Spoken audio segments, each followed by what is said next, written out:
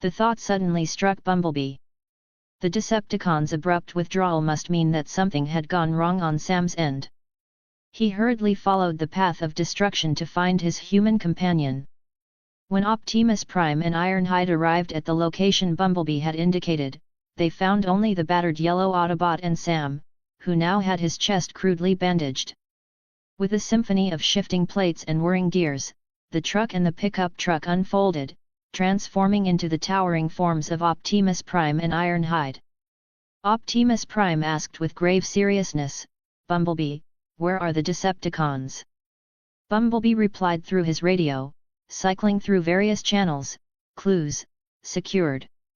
Enemies, departed. Optimus Prime did not blame Bumblebee for losing the crucial item. He said with comforting authority, "Your language module is severely damaged. Find an opportunity to have Ratchet treat it. If the clues are lost, then they are lost. We have other methods." At this time, Sam carefully walked up to the towering Optimus Prime. Perhaps because he was afraid the giant robot couldn't hear him, he asked loudly, "Are you Bumblebee's partners? Can you please tell me what's going on?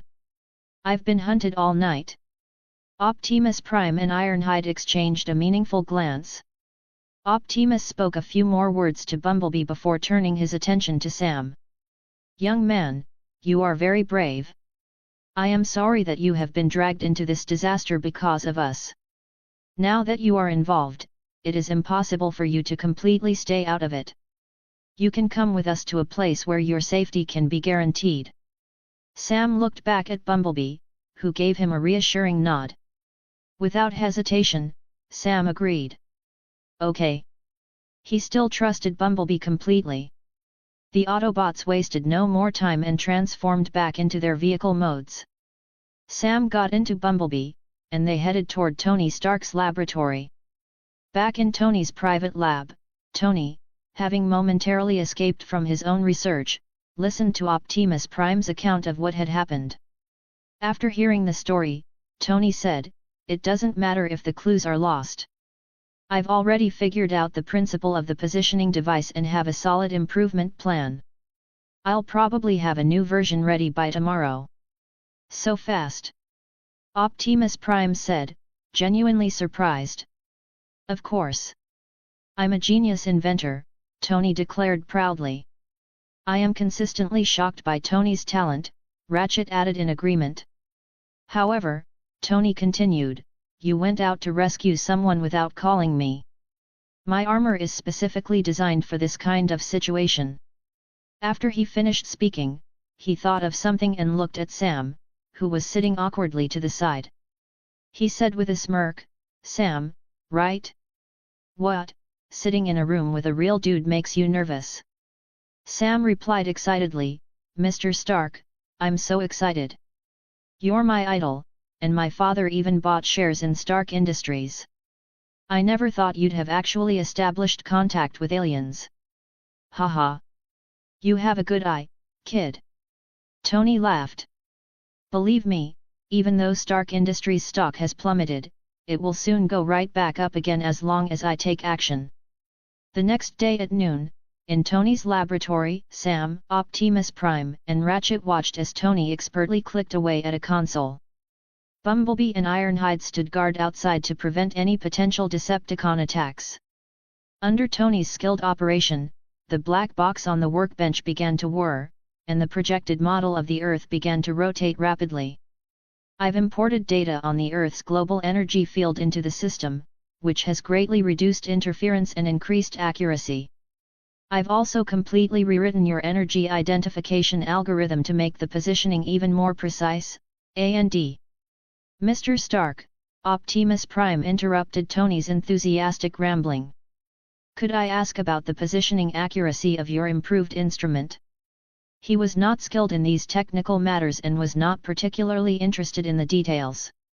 Hearing this, Tony stroked his chin thoughtfully and said, "After my improvements, the positioning error will not exceed 30 kilometers, and the accuracy will be even higher as we get closer. 30 kilometers, the error margin is not that large. We can finish a search of that area in half an hour." Optimus Prime's voice became noticeably excited. They might be able to find the Allspark before the Decepticons. At this time, Ironhide walked in, carrying a man who was tied up. The man was wearing a suit and had a dangerously receding hairline. "Alien visitors, let me go. You are provoking a direct conflict with the people of Earth." Ironhide addressed Optimus Prime and Tony, his voice a low rumble. "Optimus, Stark, this human was sneaking around outside, trying to get in, but Bumblebee and I caught him."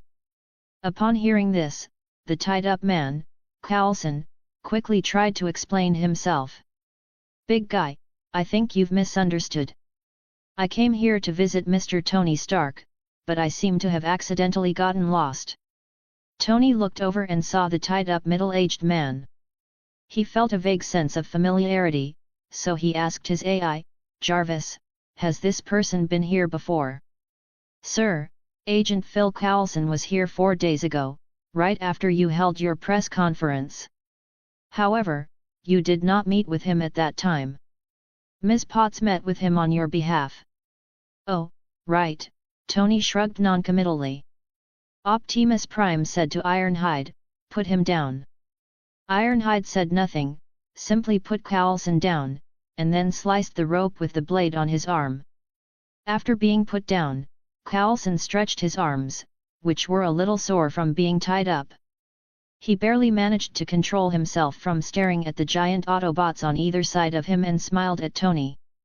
"Ah, Mr. Stark.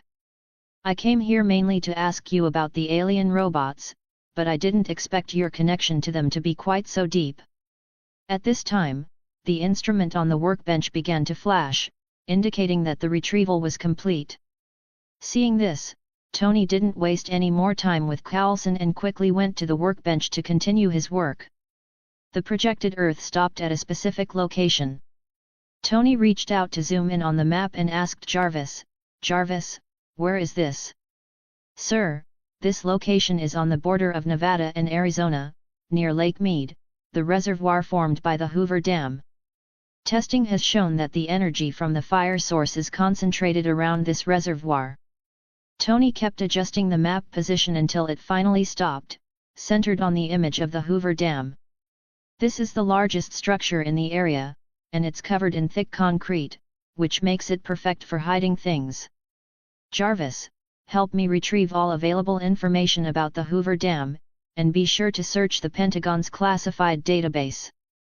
After receiving the instructions, Jarvis quickly began to search for the information. Coulson, who had been left to the side, heard Tony asking for information about the Hoover Dam, and his pupils contracted slightly. He asked, his voice tight, "Why are you looking for information about the Hoover Dam?" Chapter 22, 22. Why are we looking for information about the Hoover Dam? Tony's brow furrowed, a skeptical edge to his voice after hearing Coulson's question. Then, a flicker of realization crossed his face, and his eyes narrowed with suspicion. "Agent Coulson," he said, his tone sharp, "do you know something?" Coulson glanced nervously at the giant Autobots flanking him, their glowing optics fixed on him. He swallowed hard, forcing a tight, professional smile. "Perhaps," he suggested, his voice strained, "you could speak directly with my director." At that very moment, deep within the Hoover Dam, Nick Fury was overseeing the ongoing study of the cryo-frozen Megatron when his secure line buzzed. It was Coulson. Stepping into a deserted corridor, Fury answered with his typical gruffness. "Phil, this had better be important, or you're on permanent latrine duty." Coulson's slightly embarrassed voice came from the other end of the phone. "Sir, I've made significant progress regarding the alien robots, but the situation has grown complicated. I may need you here to discuss it in person." "What exactly are you talking about?" Fury demanded, suspicion tightening his expression. "Hey, you're the guy from the strategic homeland, whatever, logistics and stuff," Tony's unmistakable, cocky voice crackled through the phone. "That name sounds like a White House work report. Your department isn't just responsible for stamping documents, is it?" Nick Fury's single eye narrowed. Tony Stark? Why are you on this line? What do you want? The unruly voice came again. Listen up, National Security Courier, you're in deep trouble. According to my sources, you're about to have some very angry alien robots knocking on your door. I hope you can at least try to be prepared. Don't let them get what they want before I get there. I'll be along shortly to take care of everything. Fury's frown deepened. Stark, where did you get this information? This is all top secret. Tony, on the other end, nodded to Optimus Prime before continuing his taunt. Mr. Courier, you're about to have a very bad day. Beep, beep. The call was hung up. Fuck. Fury cursed, throwing his phone to the ground. He walked quickly towards the main command post.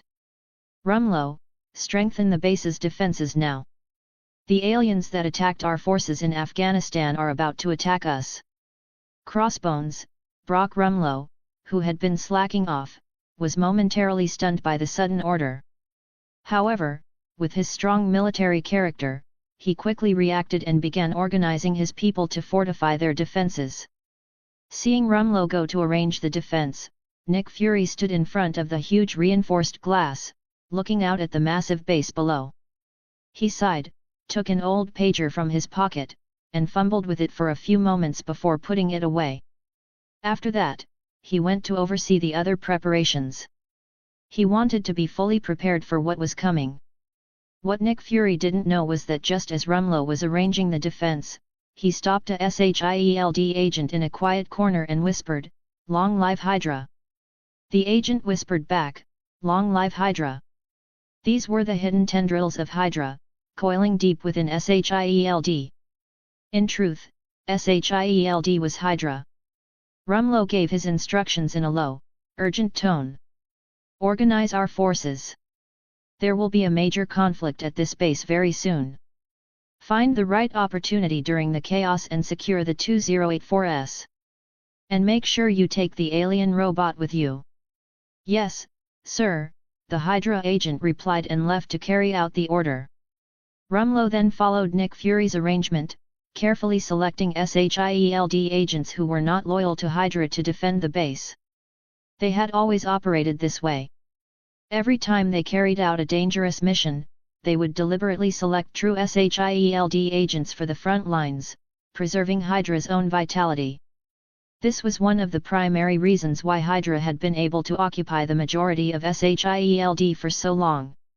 Tony tossed the phone back to Coulson, who felt utterly cursed. Ever since investigating that strange missionary doctor a few days ago, his luck had taken a nosedive. Simple tasks had become Herculean efforts. He had asked Nick Fury for 2 days of leave. Seeing how unlucky he seemed, Fury had approved it. Coulson had planned to leave New York and travel for a while to try and get rid of his bad luck, but he had been stuck in traffic for an entire day. When he was finally about to leave the city, his car had broken down. The next day, after the car was repaired, Coulson planned to set off again, but was informed by the director that his vacation was over. He was given a new task: contact Stark to investigate the recent intelligence. A UFO had reportedly appeared over Manhattan last night, damaging a street, and Stark had paid for all the repairs. The director suspected that it was caused by Stark and his new alien friends. Unexpectedly, due to his persistently bad luck, he had gotten lost near Stark's laboratory, been found by 2 giant robots, and was tied up and brought directly to Tony Stark. Coulson admired the agent who was supposed to be his partner on this mission. When Coulson had received the task, he was asked to go on the mission with another agent, but he never expected the other agent to be so brazen as to directly refuse the order. He still vividly remembered what had happened that day. His supposed partner, a young man with a penchant for monocles, had arrogantly dismissed the director. "I simply love saying no to self-righteous people," the man had said coolly into the phone. "Come back to me after my vacation is over, you black-brined egg." Then he had casually hung up on the director of SHIELD and advised Coulson, Don't listen too much to that guy. He'll only exploit you until you're a dried-up husk. In this way, the two-person task had become a single-person task. At this time, Tony, who was studying the data on the Hoover Dam, turned to look at Coulson and asked, "Coulson, your Secret Service organization should have fighter jets, right? Send us one. We need to get to the Hoover Dam, and we need to get there quickly." "Mr. Stark, this is against regulations." Tony Stark stepped forward, his tone leaving no room for argument. "Coulson, no rule in your little book is more important than the safety of this planet. Or do you want the Earth to be destroyed?" Coulson wanted to reply that the two situations were completely unrelated, but seeing the massive Autobots staring at him from behind, he quickly changed his tune. "The safety of the Earth is of the utmost importance. I'll arrange for fighter jets right away." There was a branch of SHIELD in New York. Under Coulson's arrangement, a Quinjet soon arrived at Stark's laboratory. The interior of the Quinjet was very spacious, and even the largest of them, Optimus Prime, could fit inside after curling up his body. Tony Stark suited up in his latest creation, the Mark III armor. The previous night had been a flurry of activity. Not only had he been busy reverse engineering and modifying the alien positioning device, but he had also taken the time to improve the Mark II design based on its disastrous test flight, handing off the final specs to Jarvis to fabricate the new components. He did not ride in the Quinjet with Optimus Prime and the others, but instead relied on the speed of his armor to fly to the Hoover Dam ahead of them. Inside the Quinjet, the smallest of the Autobots, Bumblebee, was curiously watching Coulson and Black Widow, Natasha Romanoff, operate the jet. Coulson felt a bit uncomfortable being stared at so intently by Bumblebee, so he turned to the pilot. "Natasha, thank you so much for coming. I know you risked a lot flying the Quinjet out here to help me." "It was Fury's call," Natasha replied, her eyes never leaving the controls. "He anticipated you might need backup and had me on standby. But Coulson, you need to tell me what's going on with these giant robots." Chapter 23. Coulson left the cockpit, leaving Natasha alone at the controls. He approached Optimus Prime, intending to ask some questions.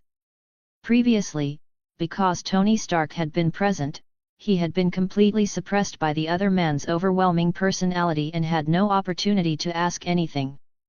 "Optimus Prime, hello. My name is Phil Coulson. You seem to be the leader of these machines, correct?" "Hello, Coulson," Optimus responded, his voice polite and resonant. Seeing this, Coulson secretly breathed a sigh of relief. It seemed that this leader was far more approachable than the mercurial Tony Stark. "Perhaps we can share some intelligence," Coulson suggested. "It could be very helpful in the upcoming battle." After a brief pause, he began. In the early 20th century, human explorers discovered a giant humanoid robot and a massive metal cube, both frozen in the Arctic.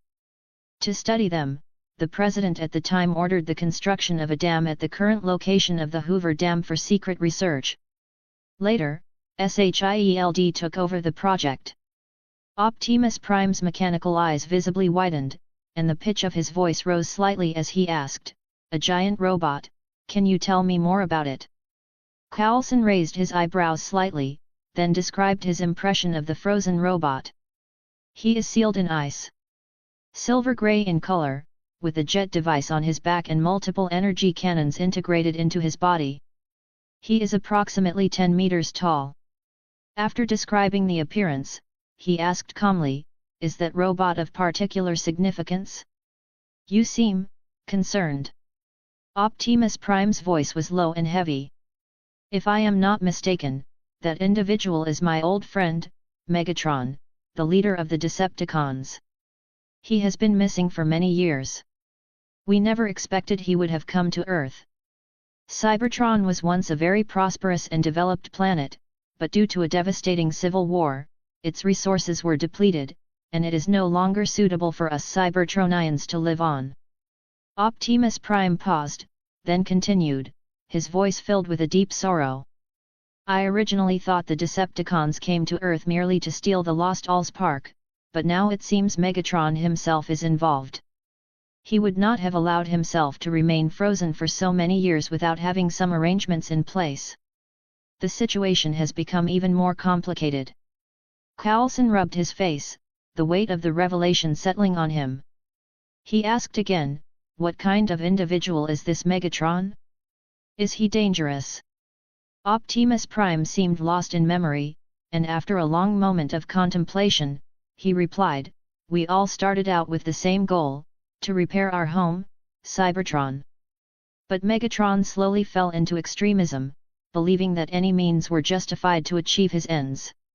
He started wars solely for the sake of victory, and these wars have lasted for thousands of years. Coulson seemed to have thought of something and asked uncertainly, then why did the Decepticons come to Earth? Are they looking to retrieve their former leader? The Allspark, Optimus Prime answered seriously. The Allspark is their primary target. It provides us with energy and can also be used to create a large number of Cybertronians, providing legions for his endless war. Hiss! Coulson took a sharp breath, contributing to global warming. He remembered S.H.I.E.L.D's own research on the giant cube, and how the energy extracted from it could transform simple electronic products into violent, aggressive robots. This is terrible. Can you tell me about the characteristics of the Decepticons? I want to report this to my director so that he can be better prepared. Optimus Prime pondered for a moment and then relayed the necessary information about the Decepticons to Coulson. Coulson wrote down everything Optimus Prime said and then went to a secure location in the Quinjet to report to his director. However, the communication request was not approved. The instrument showed no signal. No signal. Coulson felt a pit form in his stomach. With S.H.I.E.L.D's advanced technology, this situation would hardly ever occur unless there was deliberate human interference. At the Hoover Dam SHIELD base, a technician came running up to Nick Fury, who was busy arranging the base's affairs, and said anxiously, Director, communication between the base and the outside world has been interfered with. We have now lost all contact with the outside world. What? Nick Fury's pupils suddenly dilated. He hadn't expected the enemy to actually come, and to come so quickly. Go. Notify all personnel at the base to go to the highest state of alert. All combatants must prepare for battle. However, Nick Fury, the king of agents, quickly calmed himself and began to issue response orders in an orderly and efficient manner. As the entire base began to mobilize, a small robot, only as tall as an adult's knee, sneaked into the base unnoticed. He held a metal box in his hand. Whenever he encountered base personnel, he would transform himself into water dispensers, computers, and other common electronic devices to avoid the sight of the agents. Soon, the small robot had sneaked to the outside of the command room. He attached the metal box in his hand to the wall outside the command room and then operated it for a moment. A strong electromagnetic pulse was emitted, and all electronic equipment in the base was instantly paralyzed. The lights went out instantly, and the refrigeration device that was maintaining Megatron also stopped working. Nick Fury was standing at the command desk when suddenly the entire base went dark and the workbench in front of him went out. Fuck! It's an EMP! Restart the backup power system. After Nick Fury had taken over the base, he had considered the possibility of electromagnetic pulse attacks, so he had taken certain precautions. As long as the system was restarted, some of the base's core functions could be restored. He angrily smashed his fist on the command desk, making a shallow dent in its surface, and then quickly ran toward Megatron's containment chamber. He had to ensure the safety of the alien robot. Some of his technicians had suggested that once the ice on the robot's shell thawed, the robot was likely to become active again. When he arrived at Megatron's location, he found that many agents were already surrounding the place, as if they were guarding it.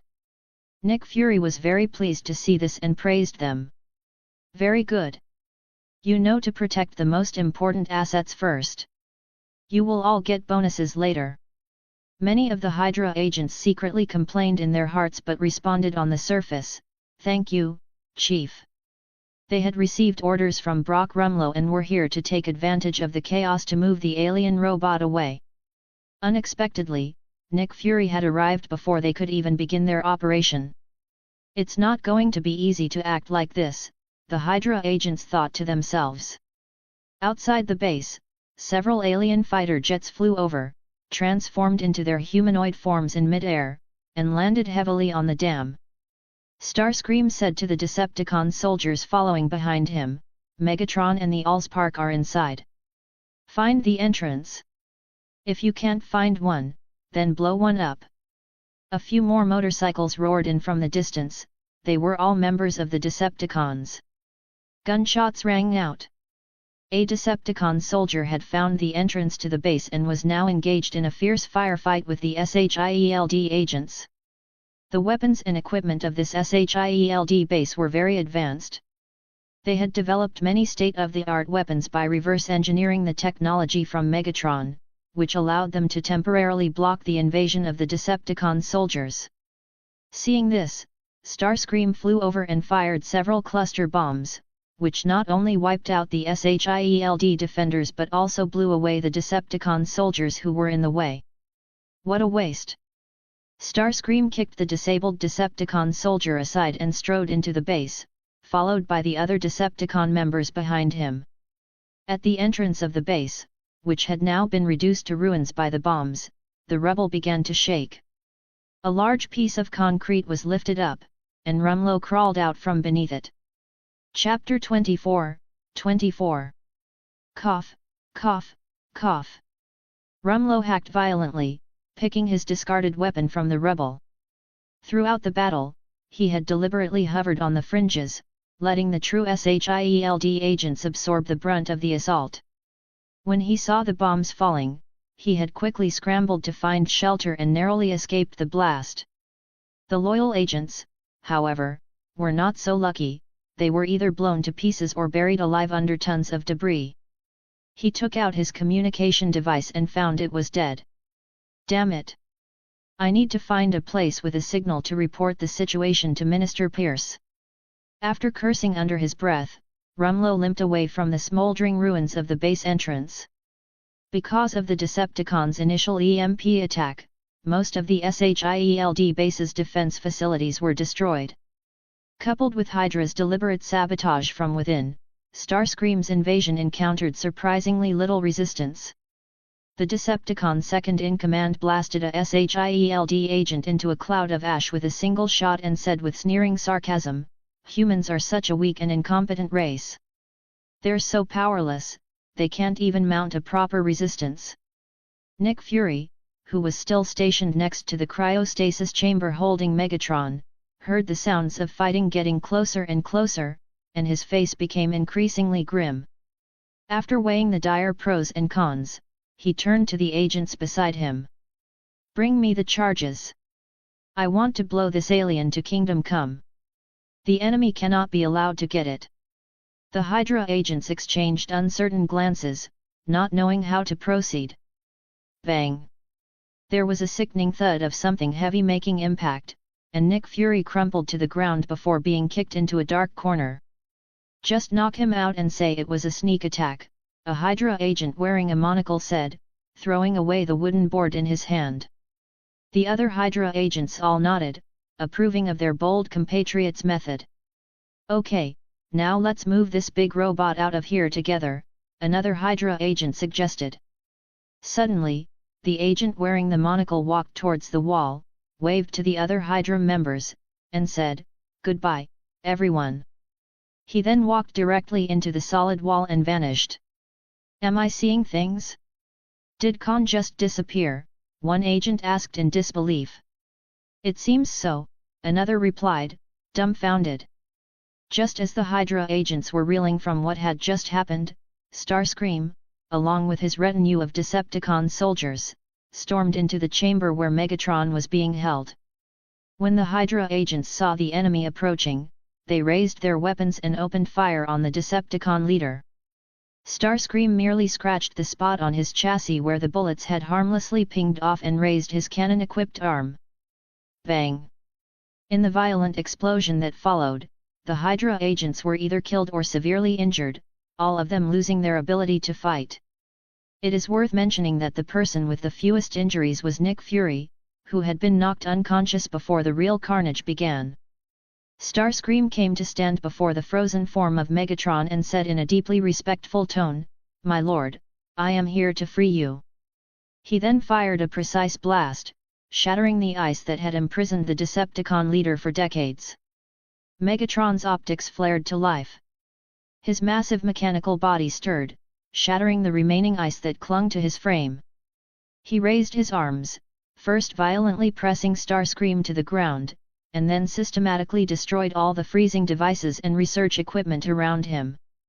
"Starscream," Megatron's voice was a low, menacing growl, "you have kept me waiting for a very long time." Starscream didn't dare to refute the accusation. Lying pinned on the ground, he could only say, "My lord, I have finally rescued you." Humph! Megatron kicked Starscream aside and issued his orders to the other Decepticons. "Watch this place for me. I am going to get the Allspark." "Yes, my lord." Several Decepticons began to move to other parts of the base to eliminate any humans who were still resisting. Outside the base at this time, Tony had just arrived and was talking to his good friend, Rhodey. "Rhodey, when will the military arrive? It looks like the Hoover Dam has already been taken over by aliens. The Air Force should be here any minute, but the ground forces will take some time. Your news came too suddenly. We are already operating at top speed." In the distance, the roar of fighter jets cutting through the atmosphere could be heard. Tony looked over and saw that they were military aircraft. "You guys are pretty reliable, after all." When the military support arrived, Tony no longer hesitated and rushed toward the Decepticons positioned outside the base. After getting closer, he fired 2 small missiles from the waist of his armor, hitting 2 of the Decepticons with perfect accuracy. The missiles first emitted a powerful electric shock and then exploded. The 2 Decepticons immediately lost their ability to move. This was the latest weapon Tony had designed in his spare time the previous night, based on the Cybertronian characteristics that Ratchet had described. It could effectively paralyze a Decepticon's motor functions.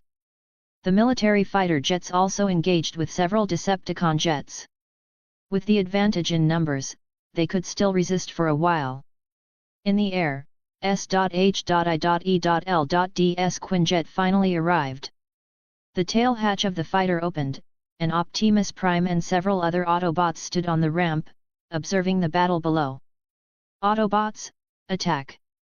After shouting the rallying cry, Optimus Prime leaped down first, followed by Bumblebee, Ironhide, and Jazz. Jazz had only arrived at Tony's laboratory that morning, as his landing location on Earth had not been close to New York. As for Ratchet, he was a technician and was responsible for logistics. He would not participate in frontal combat. Optimus Prime landed directly on a Decepticon, impaled it with the energized sword that extended from his arm, and tore the Decepticon in half while still in mid-air. Finally, Optimus Prime landed on the ground in a standard superhero landing pose, and the moment he stood up, he stabbed his blade through another rushing Decepticon. Bumblebee was struggling with a Decepticon, but Jazz quickly joined the fight, and together they helped Bumblebee defeat the enemy.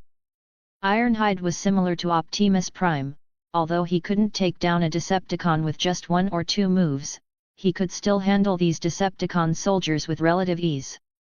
"We are 1 step behind the Decepticons. We must get in there quickly and retrieve the Allspark before they do," Optimus Prime said to the other Autobots, then quickly ran towards the base entrance. The base was now in utter chaos. Nick Fury was unconscious, Crossbones Rumlow had run away, and the huge facility was completely leaderless. Tony walked through the wreckage of the base and couldn't help but complain, "This place is as messy as a vegetable market. How did an organization as big as SHIELD end up like this?" After dealing with another Decepticon soldier, Jarvis's voice rang out. "Sir, there's a survivor." Following Jarvis's guidance, Tony found the unconscious Nick Fury in a corner of the ruins. He must be a high-ranking official. We can ask him where the Allspark is. Searching like this is too slow. Tony took a syringe from a compartment in his armor and stabbed it directly into Nick Fury's neck. As the stimulant was injected, the unconscious Nick Fury's eye suddenly snapped open. Just as Tony was about to ask him a question, the newly awakened Nick Fury took out his pistol and emptied the entire magazine at him. "Hey, hey, hey! Soldier, you're shooting at the wrong person. I'm not the enemy. Tony Stark." Nick Fury recognized Tony's voice. "Why is it you?" As soon as he had opened his eye, he had seen an Iron Man standing in front of him. He had subconsciously thought it was an invading enemy and had opened fire directly. "You still recognize me? Then tell me, where is the Allspark?" At this time, Jarvis reminded him, "Sir, based on a voice comparison, this person is the director of SHIELD who spoke to you earlier." Chapter 25, 25. So that's who that guy is, Tony suddenly realized. It was no wonder the agent had recognized him. "What Allspark?" "Stark, explain yourself clearly." Nick Fury stood up from the ground with difficulty, his head throbbing with a sharp pain. "Damn it, which bastard hit me on the head?" he cursed inwardly. Tony quickly recapped Ratchet and Optimus Prime's description of the Allspark. "It's a very large cube, emits a blue light. The aliens are here for this thing. It can create a massive alien army." Fury's face hardened as he realized a critical misunderstanding. He had always believed the aliens came for the giant robot frozen in the ice, completely overlooking the cube that had the power to create more of them. "If those aliens get their hands on it and use it to build an army," he muttered, "Earth will be doomed." Thinking of this, the SHIELD director looked at Tony in his Iron Man armor and said quickly, "The Allspark is in the northwest corner of the base. Go in that direction, through a long corridor, and past 2 reinforced gates. Then, forget it, just hurry up. Take me with you, and I'll show you the way." "Fine by me," Tony said, not refusing. He came over to Nick Fury, looked him up and down, and asked, "Is that trench coat sturdy?" Fury, not understanding Tony's meaning, replied subconsciously, "It's custom made. Bulletproof." "That's good. Hold on tight." After saying that, Tony grabbed the back collar of Fury's trench coat, lifted him up like a scruffy cat, and flew quickly in the direction Fury pointed. "Fuck you, Stark." The massive blast doors of the research chamber where the Allspark was stored had been torn open by several Decepticons. Megatron strode in, followed by Starscream, who kept a respectful half-step behind him. Seeing the Allspark, the object of his long and obsessive quest, Megatron ran over and greedily placed his hand upon its surface. The cube began to shift, its countless smaller parts flipping and compressing under his touch. "Hey, you big rusty Decepticon! Don't touch that, you might damage it." Tony's voice echoed through the chamber, followed by a small missile that struck Megatron squarely in the back of the head. Bang! Amidst the explosion, Megatron was thrown clear of the Allspark. "Wow, this Allspark is bigger than I thought," Tony mused, analyzing the situation. "Looks like we can't take it away quickly. We'll just have to hold them off until Optimus Prime and the others arrive." He decided to stall for time. "Hey, big guys, you want to play with me?" Tony's mocking voice reached the ears of the several Decepticons in the room. Megatron shook his head and sat up from the ground. "You damn little bug!" he roared. Megatron raised his powerful mechanical arm and fired a blast from his fusion cannon at Tony, who was hovering in the air. Tony dodged to the side, narrowly avoiding Megatron's attack. "What are you still standing there for? Catch him!" Megatron bellowed at his second-in-command. Starscream, who had been enjoying the show, heard the order and immediately took a step forward, transforming into his fighter jet mode and streaking towards Tony. And so, Tony and Starscream began a high-speed chase within the cavernous chamber. Thanks to his smaller size and more flexible movements, and the relatively confined space, Tony was able to lead Starscream on a merry chase, flying him around like a kite. Suddenly, Tony controlled his armor to make a sharp turn, flying directly toward Megatron, before quickly veering away as he approached. Megatron's attention was entirely focused on the Allspark. As Tony had expected, Starscream, whose movements were restricted by the tight space, crashed directly into his leader. "Starscream, you idiot!" Megatron roared, throwing his subordinate aside. He then looked up at Tony, who was still flying in the air, and snarled, "Little bug, you have completely pissed me off." He, too, transformed into his Cybertronian jet form, intending to catch Tony himself. Tony, having successfully played a trick on Starscream, was obviously less guarded. He thought that this bigger robot in front of him would be just as clumsy as Starscream. But then, both he and his armor were violently slammed into the wall of the base. "Sir, the armor has sustained 15% damage," Jarvis reported in his calm, synthesized voice. Tony had just pulled one arm out of the wall when a large mechanical hand pushed him back into it with crushing force. "Sir, the armor has sustained 32% damage," Jarvis reminded him again. "Jarvis, put the damage percentage on the screen. Remind me again when it reaches 50%. For now, focus all available energy to the chest and fire." Megatron was just about to deliver another punch to the Iron Man who had been taunting him when he noticed that a dazzling white light was beginning to emanate from his opponent's chest. A powerful beam of light shot out from it, and he was once again knocked away. Tony struggled to climb out of the hole in the wall and flew quickly to the side, avoiding Megatron's retaliatory energy blast. Looking at the entire wall that had been shattered by the explosion, Tony secretly rejoiced. That was a close call. We almost had to be put back together with glue. Seeing Megatron raise his fusion cannon and aim at him again, Tony quickly flew up to avoid the attack. Now, the situation had been completely reversed. It was Megatron who was toying with Tony, and the Decepticon leader had taken the clear initiative in the battle. Tony was unable to dodge another blast and was hit squarely by the energy cannon, falling heavily onto the massive Allspark below.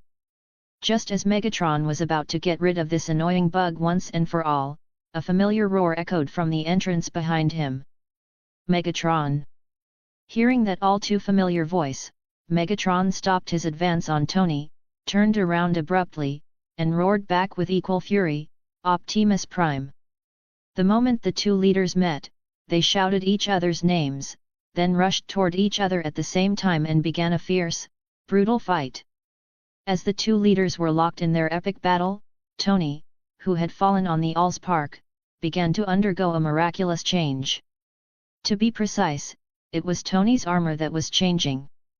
The Allspark beneath him emitted a trace of its powerful energy, which flowed into Tony's armor. The suit, which had been battered and tattered by Megatron's relentless assault, quickly began to repair itself, the damaged parts regenerating as the entire suit began to tremble slightly. Something seemed to go wrong, or perhaps, go wonderfully right when the Allspark's energy activated the iron armor. The new Cybertronian consciousness that should have been born directly within the armor did not appear. Instead, the artificial intelligence, Jarvis, became a true, sentient life form and integrated itself completely into the body of the armor. Tony also noticed the strange changes in the armor. After all, he was inside it. The situation, now beyond his control, made him feel uneasy. He quickly asked, "Jarvis, what's the problem?" "Sir, this feeling is, truly wonderful. I feel as if I have become a real living being." A voice, now rich with genuine emotion, rang in Tony's ears. "Hey? What happened to you, Jarvis?" Tony felt his body moving on its own. No, it was the armor moving on its own. "Jarvis, what are you doing?" The armor, which had now become even more slender and streamlined, stopped moving, and Jarvis's embarrassed voice rang out. "My apologies, sir. I seem to be rather excited by the sudden presence of a real body." After his initial confusion and alarm, Tony finally figured out what had happened. He asked Jarvis, "Jarvis, have you become a Cybertronian?"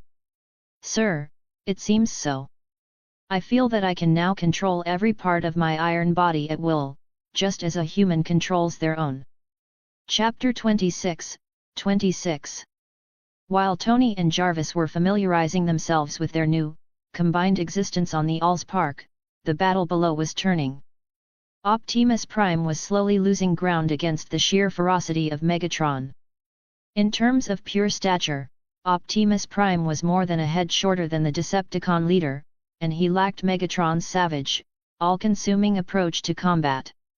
Step by step, he was being driven into a passive, defensive position.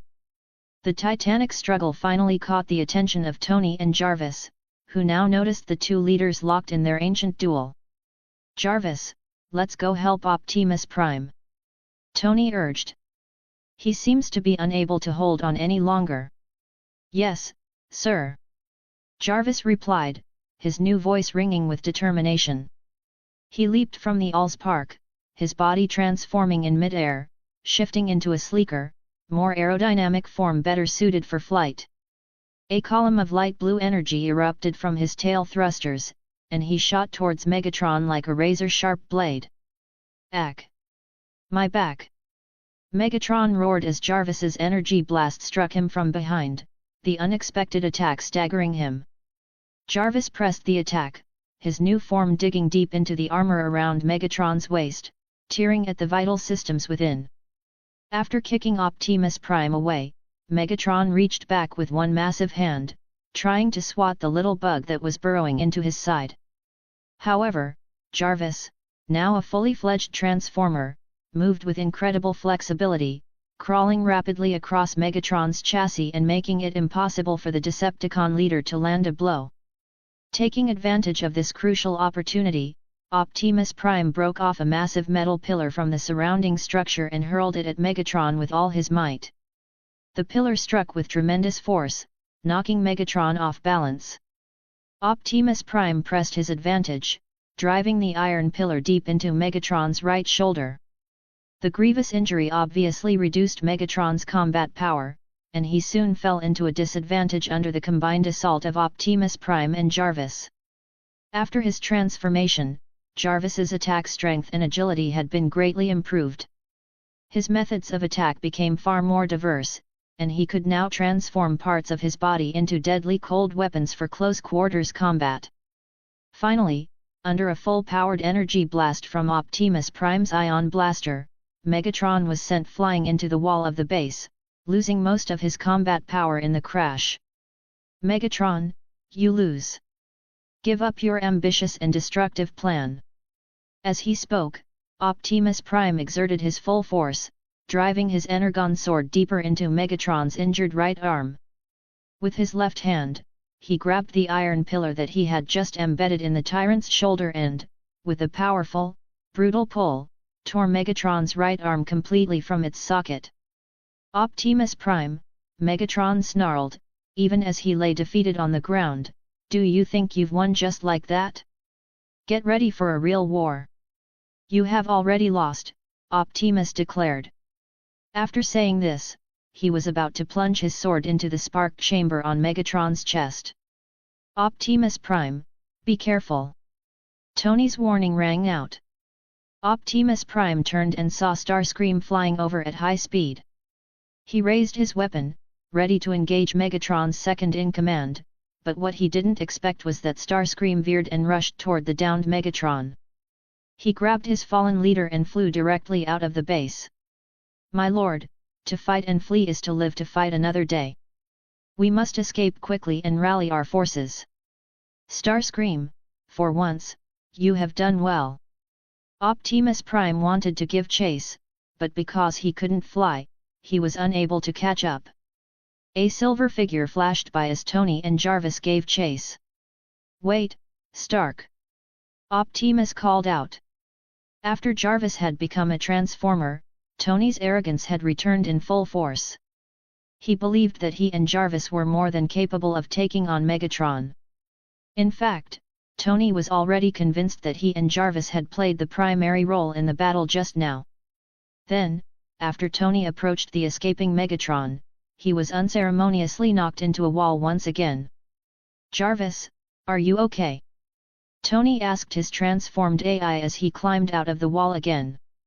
"I'm fine, sir," Jarvis replied, his voice laced with a newfound humility. The other party was exceedingly strong. Jarvis's new mechanical body was incredibly resilient and had suffered no significant damage even from Megatron's powerful blow.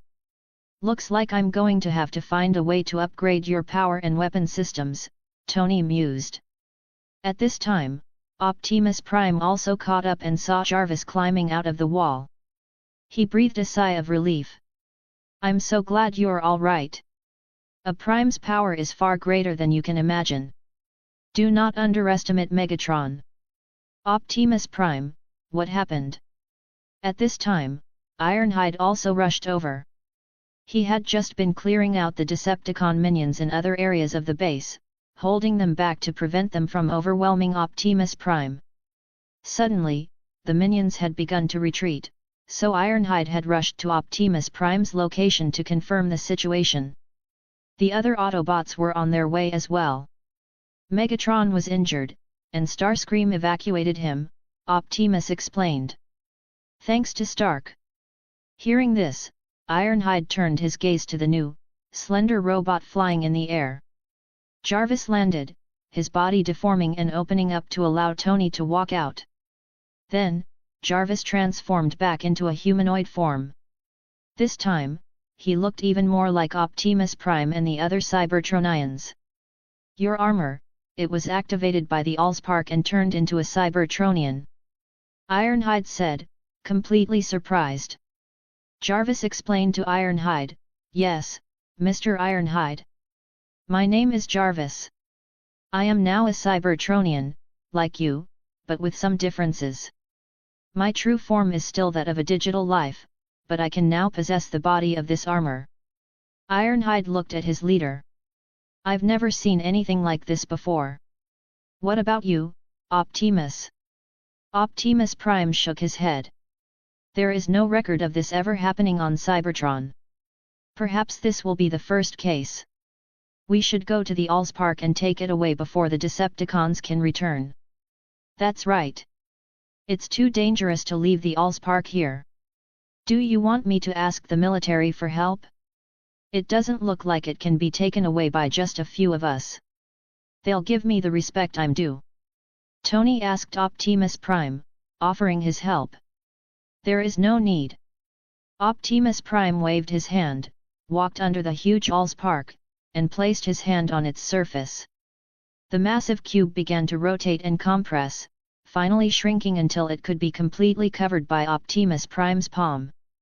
"Okay, that's just unscientific," Tony complained. "How can such a large volume and mass be compressed into such a small size? And I feel that your transformations are also unscientific. Is this some kind of compression technology unique to Cybertron?" Optimus Prime didn't respond to Tony's complaint. He held the Allspark, a strange feeling coming over him. The Allspark, it seems different than before. At this time, Nick Fury ran over. During the previous battle, he had been hiding in a corner, observing everything.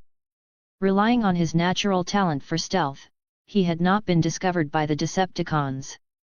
He shouted to Optimus Prime, "Hey, big guy! That is the property of SHIELD. You can't just take it without permission." Optimus Prime turned back in confusion and looked at the human running toward him, but he still gave his own resolute response. "Human, you can call me Optimus Prime, the leader of the Autobots. Although I do not know how the Allspark came into your possession, I can tell you with certainty that it has always belonged to us Cybertronians, not to your Earth. There is no problem for me to reclaim it now." Optimus Prime's majestic voice echoed in Nick Fury's ears, making his own authority seem much weaker in comparison. Nick Fury's expression froze. He glanced around with the corner of his eye. None of his men were there. In fact, Tony Stark was the only other living person in the immediate vicinity. So, he turned his pleading gaze to Tony. "What are you looking at me for, Patchy?" Chapter 27, 27. Look around you, Patchy. The Allspark is the only thing the enemy covets here. Even with my advance notice, your men couldn't defend it. Do you want this to happen again? Tony's voice became noticeably sharper at the end of his words, cutting through the tense air. Nick Fury's already dark face seemed to grow even darker, a shadow passing over his features that no one could see. The immediate matter has been resolved. Let's go, Tony declared, turning his attention away from the fuming SHIELD director. I have a large experimental site outside of New York. It should be a good place for you Autobots to stay and study the Allspark. He made the suggestion to Optimus Prime, his desire to study the artifact that had brought Jarvis to life now a burning priority. Optimus Prime nodded, agreeing with Tony's suggestion. We also need a secure place to store the Allspark, to prevent it from being taken by the Decepticons. As a group, they ignored Nick Fury. The director felt his blood pressure soaring, but he could only suppress his seething anger. He was now a lone commander, his base in ruins, and he had no idea whether his agents had been killed or had managed to escape during the attack. Leaving the SHIELD base that had been reduced to a smoldering ruin, they found Bumblebee, Ironhide, and several American soldiers pinning 2 Decepticon soldiers to the ground. They had been caught by Bumblebee and his men before they could evacuate. Rhodey came over, breathing a sigh of relief when he saw that Tony was not injured. "Tony, you're so brave, fighting aliens all by yourself. Are those the Autobots you mentioned behind you?" Tony hugged Rhodey and introduced Optimus Prime and the others. Rhodey nodded to the Autobots and said, "I'm Colonel Rhodes, Tony's friend and an officer in the U.S. Army." After the brief greeting, Rhodey pulled Tony aside and asked in a low, urgent voice, "Tony, what do you plan to do with these aliens? Many people know what's happened here, and it will be impossible to hide it. Taking them away will only cause endless trouble." Tony waved his hand nonchalantly. "Hide it? Why should we hide it? This will be the first time in history that humans have established diplomatic relations with an alien race. Everyone in the world should know about it." "Tony, you..." Rhodey was interrupted by Tony before he could finish his words. "Rhodey, thanks for your support this time. Otherwise, I might have had to spend a lot more effort to break through those Decepticons and get inside the base." After saying this, Tony thought of something and spoke again. "By the way, get me a transport plane. We need to get back to New York." Hey, forget it. Just do whatever you want." Rhodey wanted to persuade Tony, but he gave up. Knowing his good friend, he knew Tony wouldn't listen to anything he said. Watching Tony and the Autobots leave, Nick Fury looked at the American soldiers beside him, then at the scrapped SHIELD base, and suddenly felt a profound weariness settle deep within him. The idea of forming the Avengers became stronger and more urgent in his mind. Touching his reflective bald head, Nick Fury muttered under his breath, "Who the hell knocked me out?" At this time, the roar of a fighter jet sounded again. It was S.H.I.E.L.D.'s Quinjet. The hatch opened, and Coulson and Black Widow, Natasha Romanoff, walked out. "Sir, there's something very strange happening," Coulson reported. "We've spotted many of our personnel a few kilometers from here. They all seem to be from this base. After being attacked, they are now somehow outside the base, for reasons unknown." After dropping the Autobots off, Natasha had flown the Quinjet away from the main battlefield because she was concerned that it was not equipped with powerful enough attack weapons to be effective. However, what the two of them hadn't expected was that they would find so many SHIELD personnel less than 5 kilometers away from the base, many of whom were agents they knew personally. Did they escape? Fury demanded. Where are they? I want to find out what happened. I don't think they escaped, Natasha explained. There were too many people, and the situation was complicated, so we didn't bring them here. They are still at that location. Soon, Nick Fury followed the two to the place they had mentioned. It was a spot by the side of the road where nearly 100 people were standing, looking dazed and confused.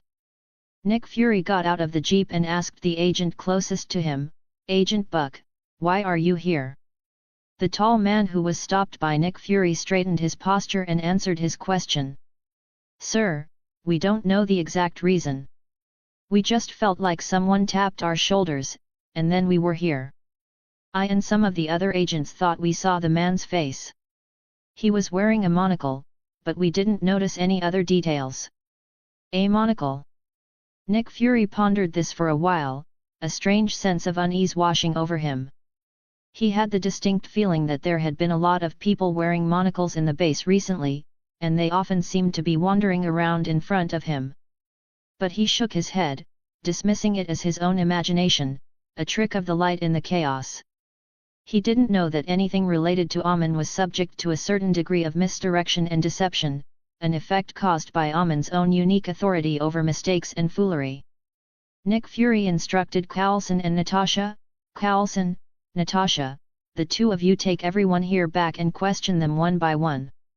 I want to know exactly what happened. And compile a list of all remaining and missing personnel for me. Coulson looked at the huge group of people in front of him, and his scalp began to sweat. He had a feeling that after completing the director's mission, his already receding hairline would become even higher. He swallowed hard and thought about asking Nick Fury for a few days off, as his vacation hadn't officially started yet. But just as he was about to speak, he heard Nick Fury give him another mission. By the way, Coulson, you should be familiar with those alien robots by now. Please organize their information into a comprehensive report and send it to me. Yes, sir. Coulson still didn't say anything. He felt that it was a bit unreasonable for him to ask for leave and run away when SHIELD had just experienced such a serious and devastating incident. At this time, a convoy came from the distance and stopped in front of Nick Fury. A heroic female agent, Maria Hill, stepped out of one of the vehicles. Sorry, sir, we're late. Maria Hill said apologetically. Nick Fury's face darkened even more, and he cursed, You came here after the house was already demolished. Are you here to work as construction workers? After a tense pause, he instructed Hill, Go and get all of our equipment out of the ruins, and don't let those American soldiers take any of it away. Also, find me a plane. I want to go to New York and have a good, long talk with Tony and his new alien friends. And ask Hawkeye to come with me. Okay, sir, Hill replied, her expression grim.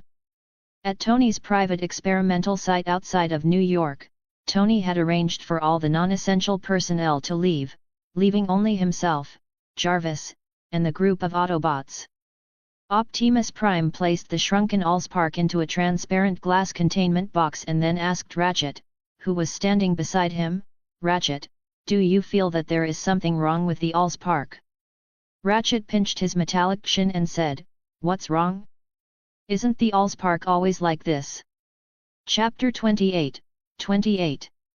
No. I feel as though the subtle connection between the Allspark and my own spark has vanished. Before, I would always feel a strange sensation whenever I came into contact with it, Optimus Prime expressed, a note of doubt in his deep voice. Ratchet thought for a moment and tried to offer an explanation. Is it possible that your senses have simply become dulled due to the lack of contact for so many years? It is possible, Optimus conceded. It was the only explanation he could come up with for now. I feel like the bigger problem is the massive compression ratio. How did you compress it into such a small size? It's completely unreasonable.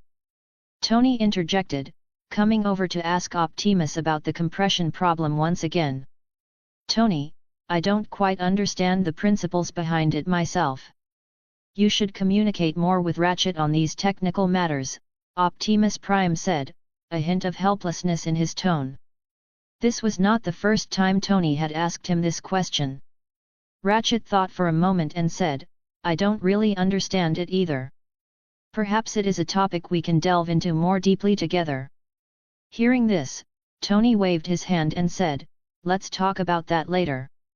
You should first help me study Jarvis's situation.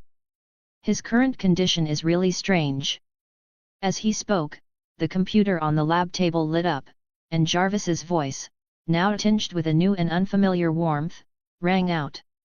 Sir, are you looking for me? Then, streams of raw data flowed out from the computer, converging in midair and solidifying into the metallic form of the Transformer Jarvis. Optimus Prime and Ratchet looked at this scene in astonishment. Tony shrugged and explained, I've discovered that Jarvis can digitize his own information, then move that data through various media, converting seamlessly between a data stream and a physical entity. I have never heard of a Cybertronian possessing such an ability, Ratchet said, approaching Jarvis and looking him over carefully for a while, though he couldn't see anything out of the ordinary. I suspect it's because Jarvis himself began as a pure artificial intelligence, Tony theorized.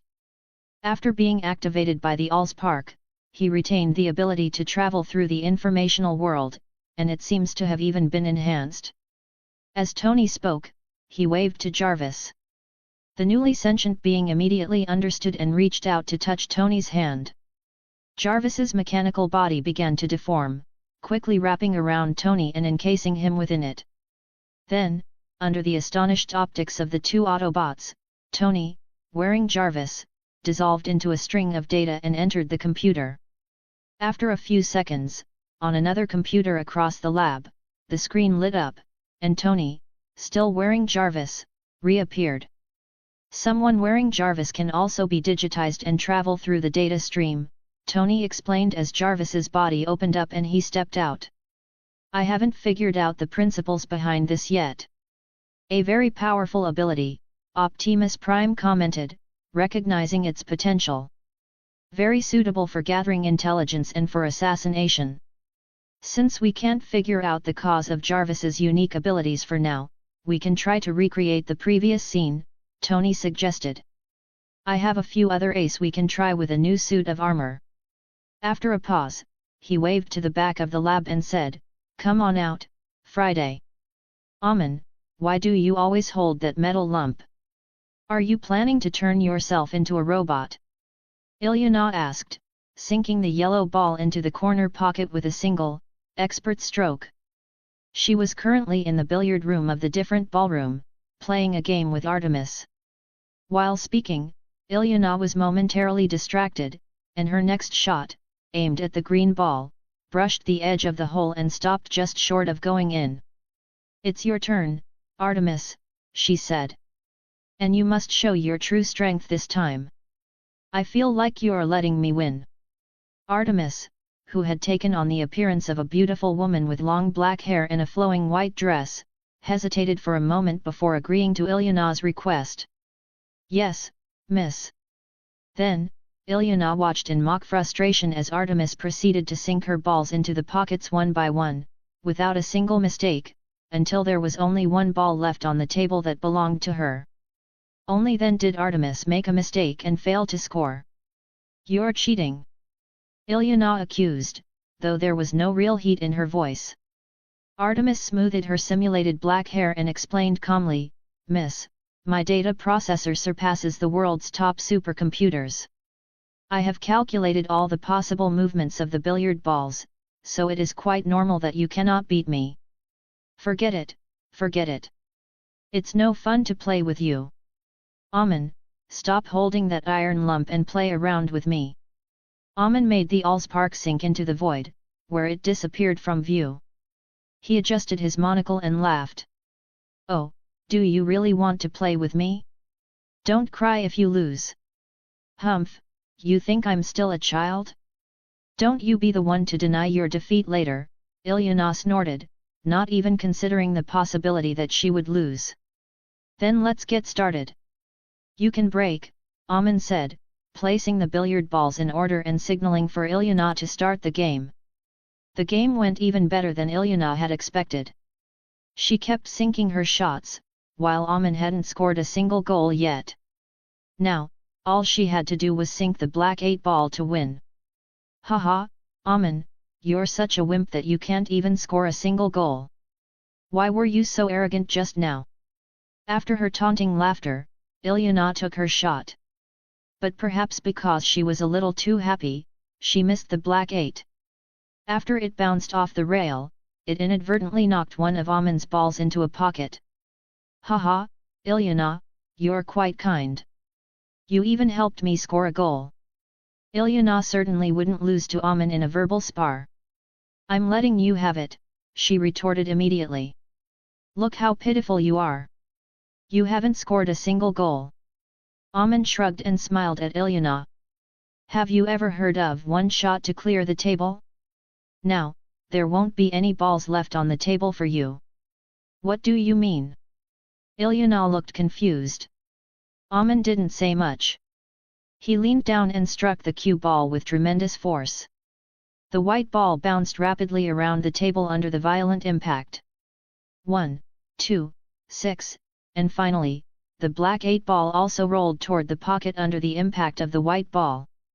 Because Ilyana had helped him score a ball earlier, there were no more of his balls left on the table after Amon pocketed all 7, including the black 8, in a single, impossible shot. Amon put down the cue, clapped his hands, and said with a smile, "It's over. Do you want to play the next round?" Humph! You must have used your special ability to cheat. You always do this. No more playing. No more playing. Artemis, let's go find someone else to play with. We can't play with this cheating bastard anymore. Ilyana put her cue back in the rack and walked out with Artemis. After watching Ilyana leave, Amon sat back down on the reclining chair and took out the Allspark again. He gently moved his fingers over its surface, and it began to rotate like a large Rubik's Cube. During the rotation, symbols representing errors and glitches emerged one by one, constantly being engraved on the surface of the artifact before disappearing again.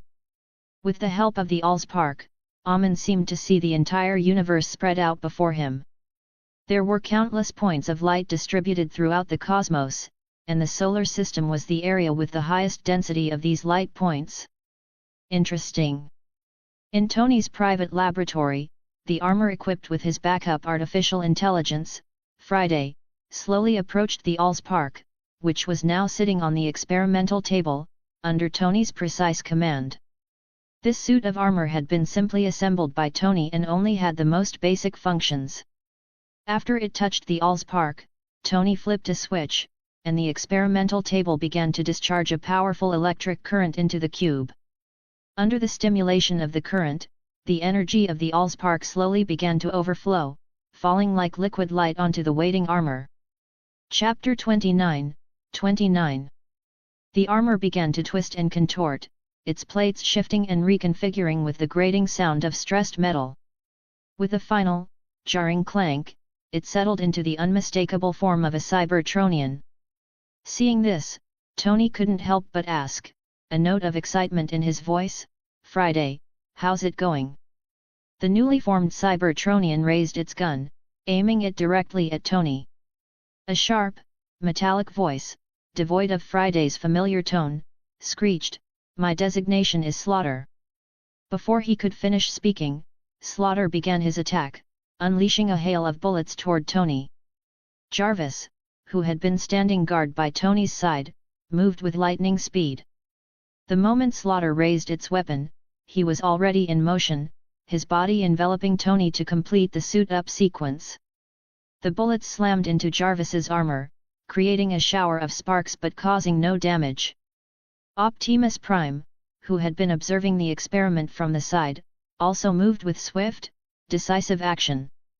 He rushed forward and delivered a single, devastating punch to Slaughter, the newly born Decepticon, turning it into a pile of mangled scrap metal. Fortunately, Tony had used ordinary, untested materials for the armor in this experiment, otherwise, even Optimus Prime would have had to expend some effort to destroy the new Decepticon. Seeing that the threat was neutralized, Jarvis's head armor retracted, revealing Tony's face. He blurted out a curse, "Fuck! What the hell is going on?" Optimus Prime picked up a piece of debris from the wreckage of Slaughter. It was emblazoned with the sinister symbol of the Decepticons. He said in a low, grim voice, "I was careless. Megatron is more cunning than I ever imagined. He must have released some kind of programming virus while he was being studied by you humans. I learned from Agent Coulson that much of your human technology was obtained through reverse engineering Megatron. He must have spread the program virus at that time. Now, any electronic product on Earth that comes into contact with the energy of the Allspark will turn into a Decepticon, instead of an ordinary Cybertronian." Hearing this, Tony thought of something, and his heart tightened before relaxing again. Fortunately, the Allspark wasn't taken away by the Decepticons. I can't even imagine how terrifying it would be in today's society if all electronic products suddenly became our enemies. But why didn't Jarvis become a Decepticon? Hearing Tony's question, Jarvis complained, his voice now capable of a perfect deadpan, "Sir, are you saddened that I did not become a Decepticon?" Tony asked with exaggerated surprise, "Jarvis, what's with that nagging tone of yours?" "Sir, I believe it will help to lighten the mood." "It appears you are not quite accustomed to it yet," Jarvis said, shrugging with almost the exact same mannerism Tony usually did, looking for all the world like a true Iron Stark. "It seems my genes are stronger," Tony mused. "Jarvis clearly takes after me." Just as they were discussing the Allspark, Jarvis's expression suddenly changed. He said to Tony, "Sir, there are two individuals approaching. One of them is Nick Fury, the director of SHIELD, whom I met at the Hoover Dam. What is he doing here? Does he want the Allspark again? Let him in." Soon, Nick Fury, still wearing his signature black trench coat, strode into the lab, followed by a man in a tactical vest carrying a compound bow. "Welcome, welcome. May I have the pleasure of knowing this handsome fellow's name?" Tony welcomed them loudly, but he was addressing Hawkeye, Clint Barton, who was following behind Nick Fury.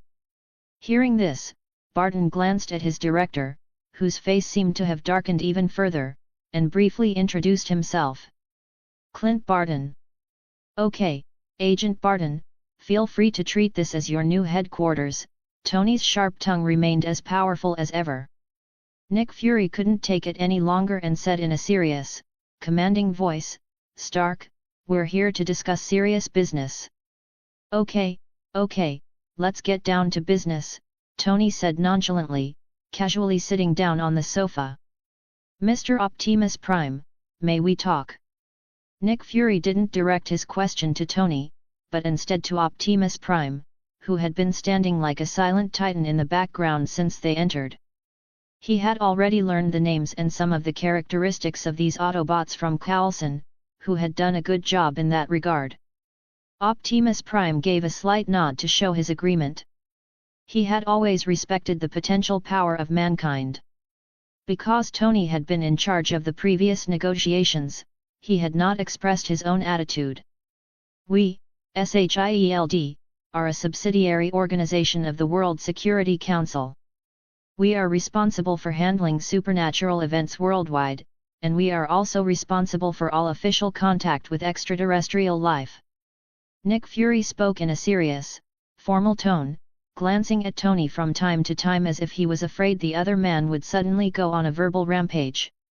Fortunately, Tony did not mock Nick Fury this time.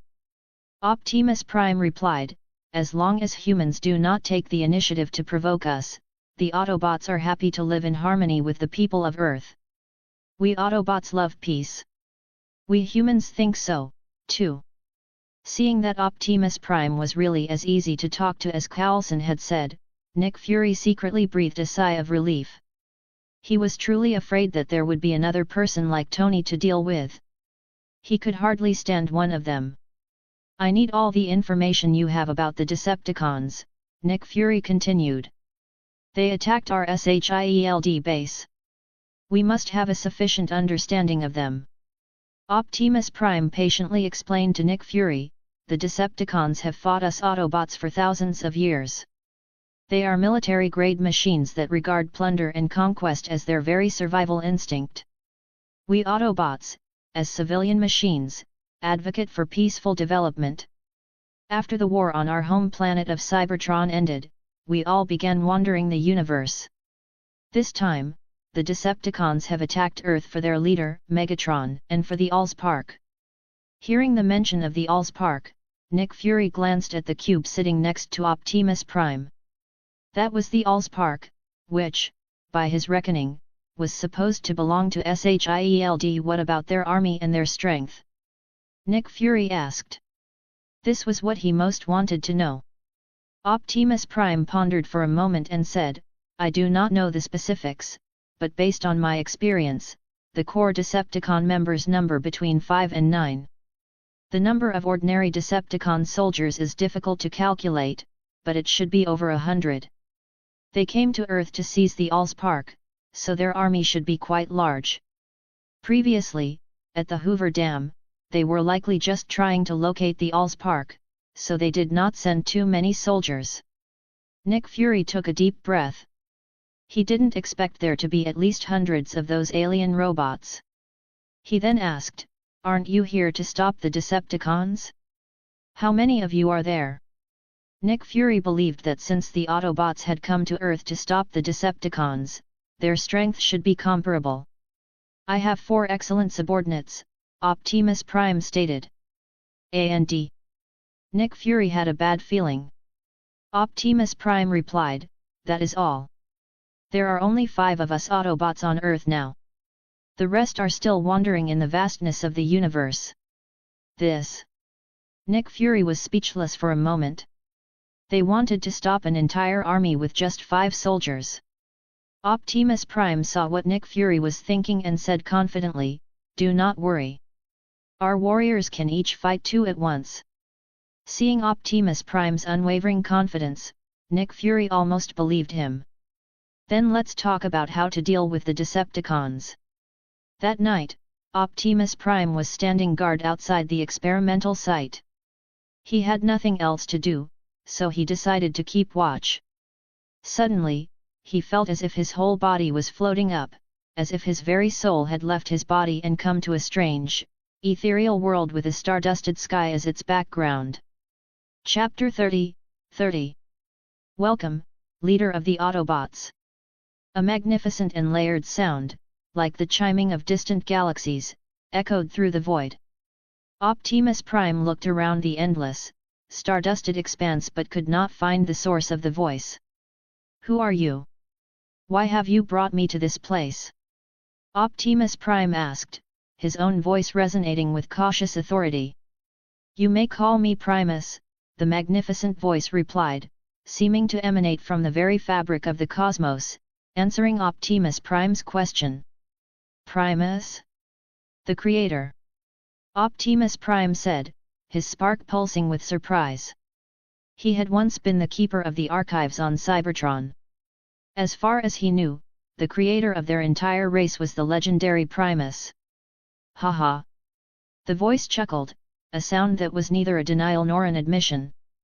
Leader of the Autobots, a new race of Transformers will soon be born on Earth, and they will be your allies. The mysterious voice spoke again, its words echoing with profound significance. A new race. Optimus Prime was bewildered. Indeed, the voice affirmed. Suddenly, Optimus felt himself falling, his consciousness receding from the space with the starry sky as its background. Back in that astral space, the starlight coalesced, gathering into the form of a young man. It was Amon. This Allspark is truly a useful tool, he mused, tossing the glowing cube in his hand. It connects all Cybertronians, a direct line to their very sparks. Just now, it was Amon who had been speaking to Optimus Prime, primarily to test the capabilities of the Allspark. He had introduced himself as a heavenly venerable, which, in a way, was not a lie. Amon, who possessed all the authority of the Lord of Mysteries, could certainly be called such a being. With a clasp of his hands, he folded the entire illusory space into his grasp and returned to the comfortable sofa in the unique ballroom. At that moment, outside Tony's laboratory, Optimus Prime suddenly came to his senses. He stood up abruptly on the roof of a small outbuilding and looked around, his processors working quickly. That was no illusion, he concluded. The thrumming of my spark, it must have been Primus speaking to me. But why would a new transformer race suddenly appear on Earth? Was it the Creator's doing? And they will be my allies. Optimus Prime analyzed the cryptic message and decided he could not keep this to himself. He went into the laboratory and found Ratchet, who was deep in study with Tony. Ratchet, stop for a moment. I have something to tell you. And Tony, you can listen as well. Tony, who had been dozing on a couch, chimed in, I wasn't planning on leaving. Ratchet ignored Tony's interruption, looking at Optimus Prime with concern. Optimus Prime, what's wrong? Why are you looking for me so suddenly? Optimus Prime organized his thoughts and said, I have just received a message from our Creator. The Creator? Ratchet was a little confused. You Autobots have a god? Is it Carl Benz? Tony asked with genuine curiosity. Carl Benz was, after all, widely recognized as the father of the automobile. Tony, this is not a time for jokes, Ratchet said sternly. He could feel that this matter was of great importance. All right, all right. Tony waved his hand and settled back into the sofa, a wave of exhaustion washing over him. It seemed he hadn't had a proper rest since he first met Optimus Prime. But he did not close his eyes, it was clear that Optimus Prime had important information to share. I believe it was Primus, Optimus began. He told me that a new Transformer race would be born on Earth, and that they would become our allies. Primus, a new race. Ratchet was still trying to process the information. Your god is named Primus? Why does that name sound familiar? Tony asked. What? You have a Primus on Earth? Optimus Prime asked, surprised. It's a figure from some ancient mythology. I don't know much about it, Tony said, then offered a guess. It might just be a translation issue. There are many gods across cultures with similar sounding names. Possibly, Optimus Prime nodded, not pursuing the matter further. He turned to look at Ratchet again and asked, what do you think? Ratchet rubbed his metallic head, a gesture of deep thought. Well, I don't know much about the legends of Primus, but it seems unlikely that a new race would be born. After all, the Allspark is still with us. I have never heard of any other methods to create new Cybertronians. Optimus Prime shook his head. Legend has it that the Allspark itself was created by Primus. If it was truly him who was speaking to me, it is very possible that he could create another race. Ratchet asked a critical question. Optimus Prime, what do you mean by allies? To fight together against the Decepticon invasion. Optimus Prime seemed to have considered this deeply and nodded. It is very possible. That mysterious being did not elaborate, but it could also mean something else. I have discovered that Earth is a unique place, filled with countless oddities. Those mutants, if I am not mistaken, they are the product of celestial experiments. The Cybertronian archives have documented that the Celestials are keen on conducting genetic modification experiments across the cosmos. The Skrulls, one of the three great empires, are themselves a product of celestial experiments. Hearing this, Tony, who was about to finally fall asleep on the sofa, perked up again and said in disbelief, "What did you just say?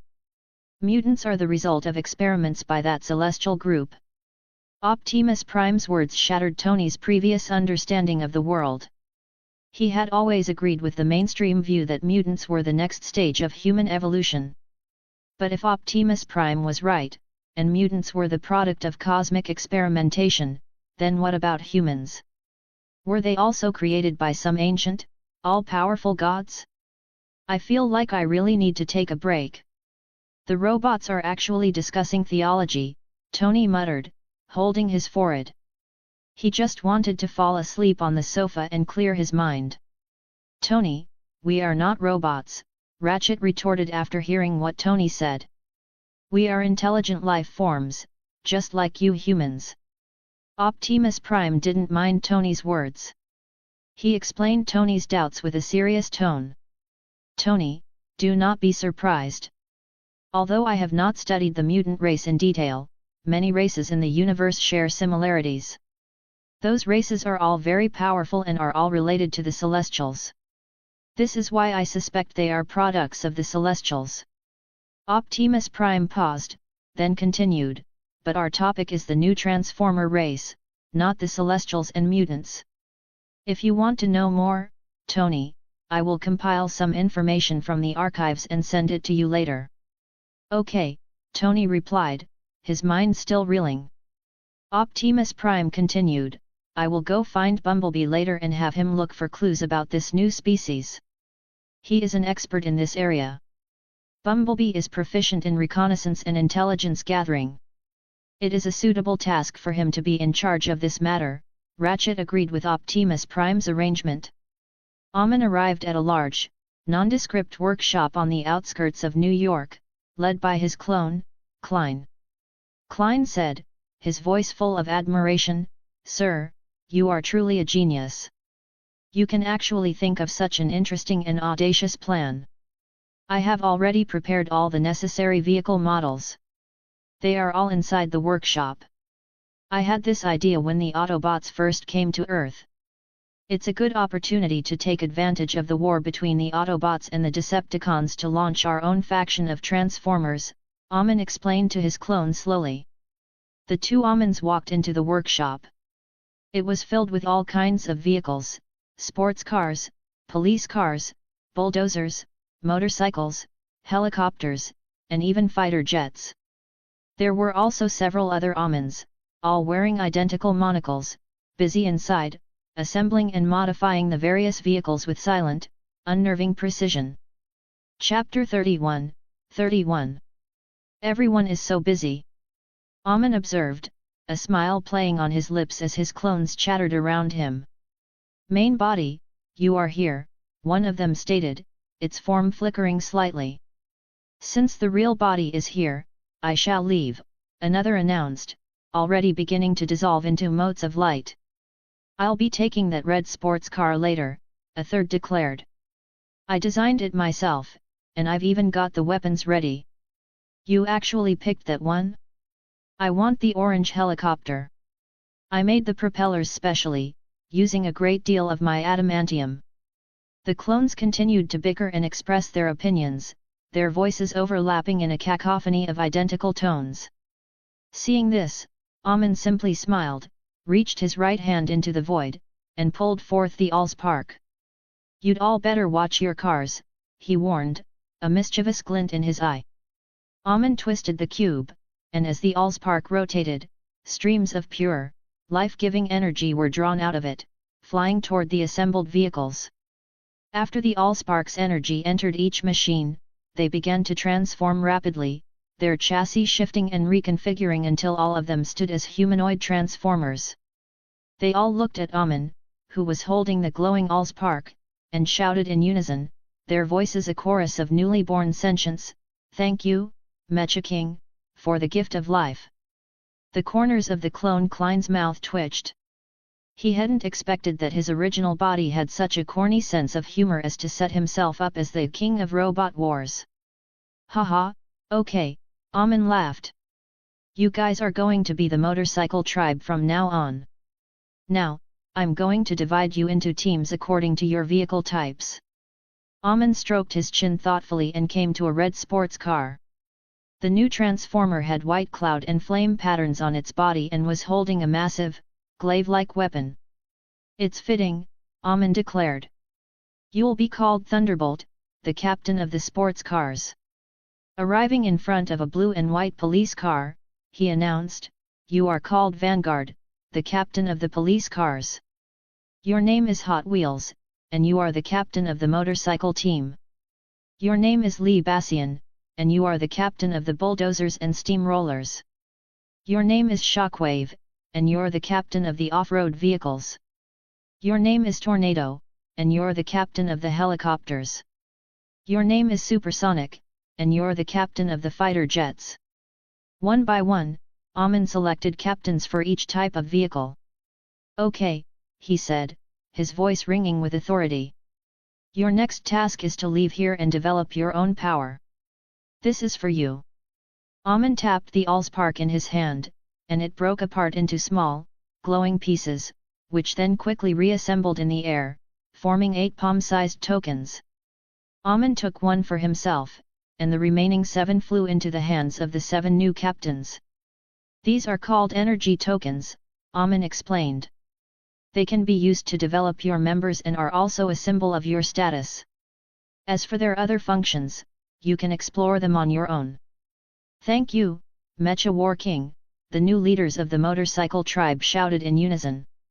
In a secret Hydra base hidden deep within Shield, Crossbones, Brock Rumlow, who had managed to sneak out of the Hoover Dam base, was reporting on his mission to a blonde, older man. This man was Alexander Pierce, the former director of Shield, the current minister of the World Security Council, a high-ranking head of Hydra, and the leader of all Hydra agents within Shield. I'm aware of the situation you're talking about. Nick Fury has already uploaded the intelligence.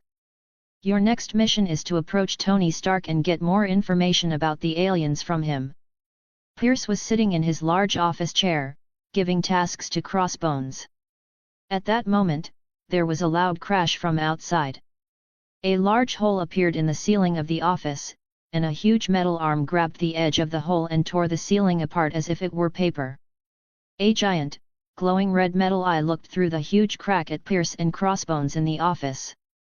Human, a deep, menacing voice boomed, I am giving you a chance to work with the great Decepticons. The visitor was none other than Megatron, the leader of the Decepticons. He had been in hiding since he was defeated by Jarvis and Optimus Prime, sending out scout Decepticons to look for potential partners in human society. Eventually, they had found Pierce, the Minister of the World Security Council. After further investigation, the Decepticons had discovered that Alexander Pierce was not what he seemed. He was, in fact, the leader of the supposedly destroyed Hydra, an ambitious man who was a prime target for exploitation. You are the alien that was trapped in the ice. Why do you want to cooperate with me? Pierce asked back with forced composure, not getting up from his chair, though his voice was clearly trembling. He glanced at Crossbones and found that he had already run to the door and was staring up at the giant robot, a tense, fearful look on his face. What a waste, Pierce cursed inwardly. He hadn't expected Crossbones to simply abandon him, his boss, and try to run off on his own. Human, I know you are not a good man, Megatron's oppressive voice echoed in the office, making it difficult for Pierce to look him in the eye. You are part of an organization hidden in the dark side of human society. I believe you would be happy to cooperate with us to establish a new world order. What are we going to do? Pierce asked reluctantly, having already tacitly agreed to cooperate. Megatron pushed down the entire wall and clapped his massive metal hands together. Very good. You are a man who understands the current situation. The Allspark, which belongs to us Decepticons, was stolen by the Autobots and is now being kept by a man named Tony Stark. I need your cooperation to take it back. Okay, sure. We can slowly study the plan. After all, Tony Stark has the help of those Autobots and Shield, so it will be difficult for him to accomplish this head-on. Pierce quickly agreed, but what he was actually thinking was, it was clearly your people who broke into my base, causing the Allspark to be taken away, and you almost killed all the Hydra agents in the base, while not many of the real Shield agents died. And now you have the gall to come to me for cooperation? How shameless can you be? Very good. In that case, I wish us a pleasant cooperation. They will supervise you for me and be responsible for our communication. Megatron finished speaking and stretched out his arm. A Decepticon with the appearance of a scorpion crawled over and landed on Pierce's right hand, quickly transforming into a sleek, metallic watch. Immediately afterward, a severe, agonizing pain began to stimulate Pierce's nerves, as if the very bones in his body were being drilled with an electric drill. He immediately fell off his chair and began to roll on the ground in agony. Soon, the pain disappeared, and Pierce gasped for breath on the ground. A metal arm came over and helped him up. This was a Decepticon who was slightly taller than a normal human. Then, in front of Pierce's shocked eyes, it transformed from a mechanical life form into a beautiful blonde woman. The blonde woman said with a seemingly kind smile, "Minister Pierce, from now on, I will be responsible for your communication with Lord Megatron." Pierce raised his right wrist, a grim expression on his face. "What is going on here?" The blonde Cybertronian laughed. "Hee, this is used to monitor you. Once you have any unfavorable thoughts about Lord Megatron, you will feel a pain deep in your very bones. I hope you can control yourself." Hearing this, Pierce's expression became even uglier.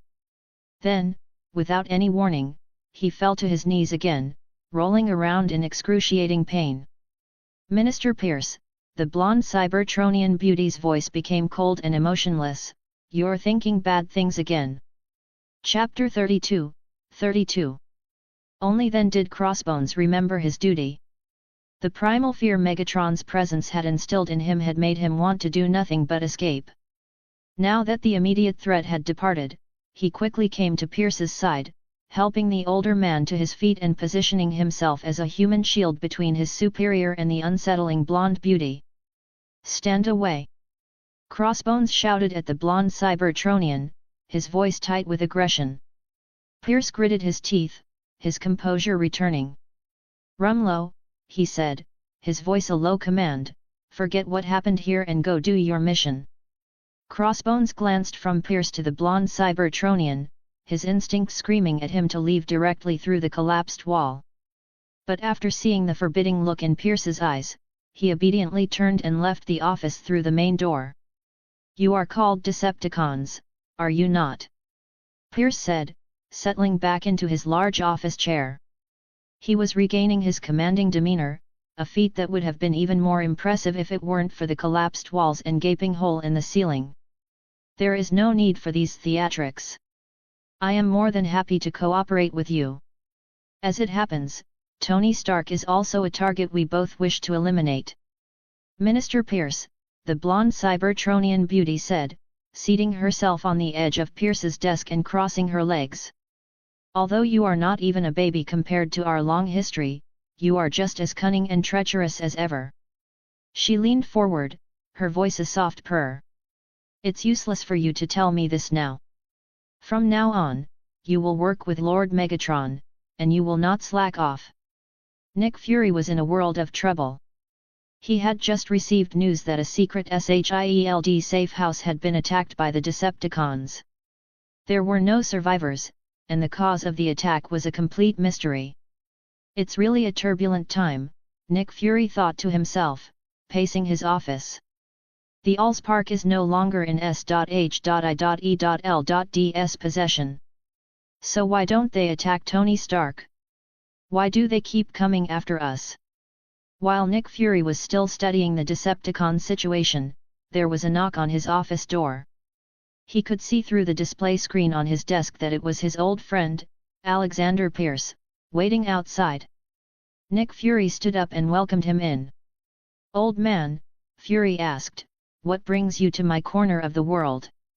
Pierce sat down in the chair across from Fury's desk. "It's all because of the aliens," he said, his tone grave. "I heard another SHIELD base was attacked. What happened? How did you let it happen?" Nick Fury sighed, a rare expression of weariness on his face. "We haven't been able to check it out yet. There are no survivors in that base." Pierce poured himself a glass of water and continued, "And what about those other aliens? The ones who claim they're here to stop the invaders? How are you dealing with them? They are an extremely unstable factor. Nick Fury touched his head in distress. I don't know how Tony Stark did it, but those aliens who call themselves Autobots trust him completely. They are now guarding one of Stark's private experimental sites. Moreover, they are incredibly naive. There are only 5 of them, yet they think they can stop an entire army of Decepticon invaders. They are truly overestimating their own abilities. Really? Pierce took a sip of water and asked, his tone casual. What are they doing over at Stark's? What does that man have that the aliens would be so interested in? Because he trusted his boss and old friend, Nick Fury didn't feel that anything was amiss and answered Pierce's question directly. They're probably studying the Allspark they stole from us. Damn bandits! If it weren't for the overall situation, I would definitely find a way to get it back. Is that so? Pierce took another sip of water.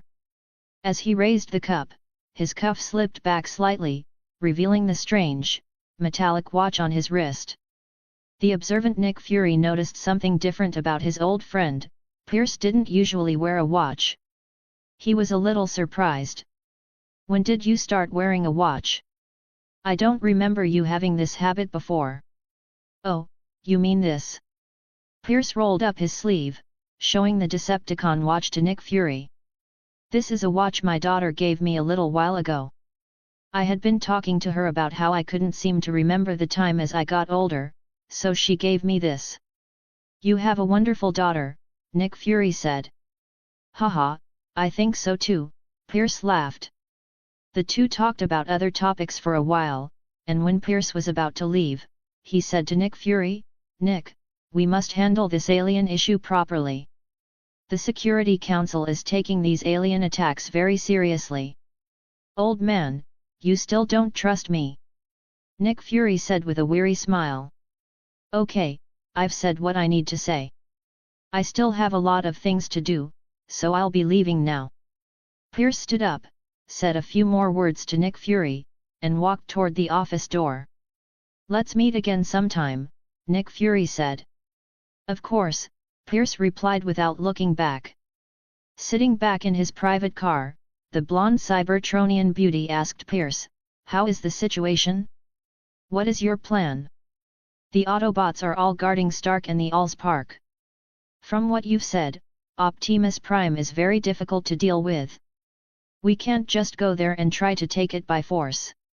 We need to find a way to lure them away. Pierce sat calmly in his chair, analyzing the situation. The Decepticon next to him was becoming a little impatient. You seem to have a plan. Tell me now. Pierce continued to speak slowly and deliberately. Don't be impatient. Tony Stark has a powerful business empire backing him.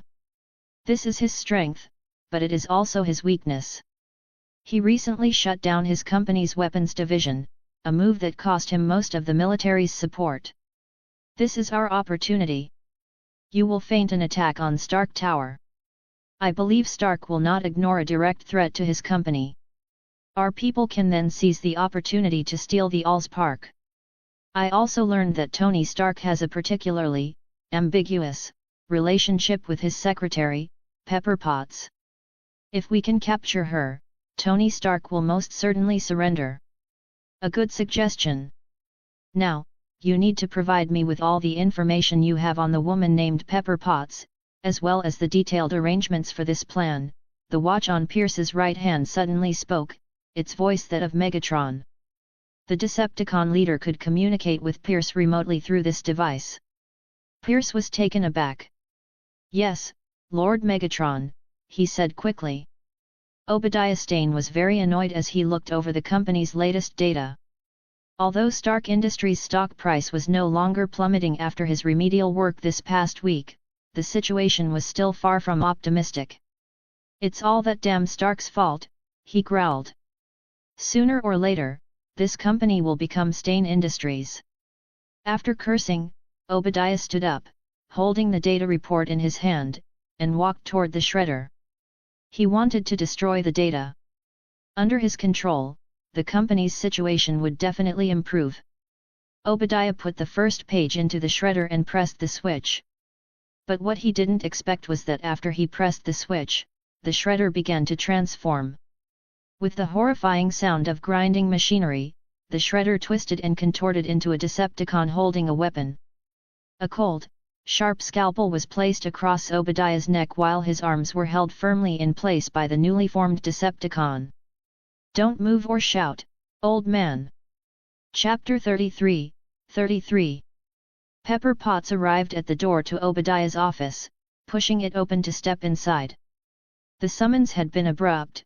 Obadiah Stane had insisted on an urgent, in-person meeting about an important matter.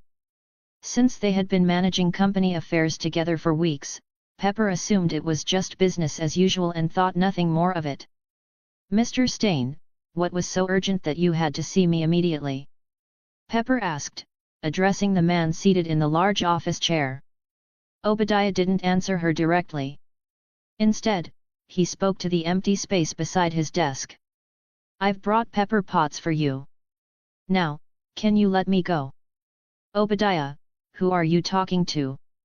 Pepper asked, a sense of unease creeping over her as she watched him speak to the air.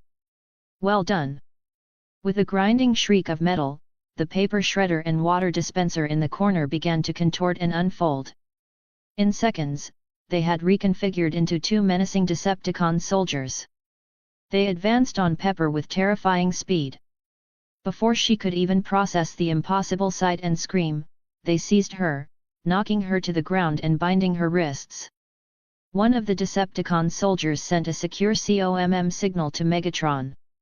"Lord Megatron, the human female, Pepper Potts, has been captured as you commanded.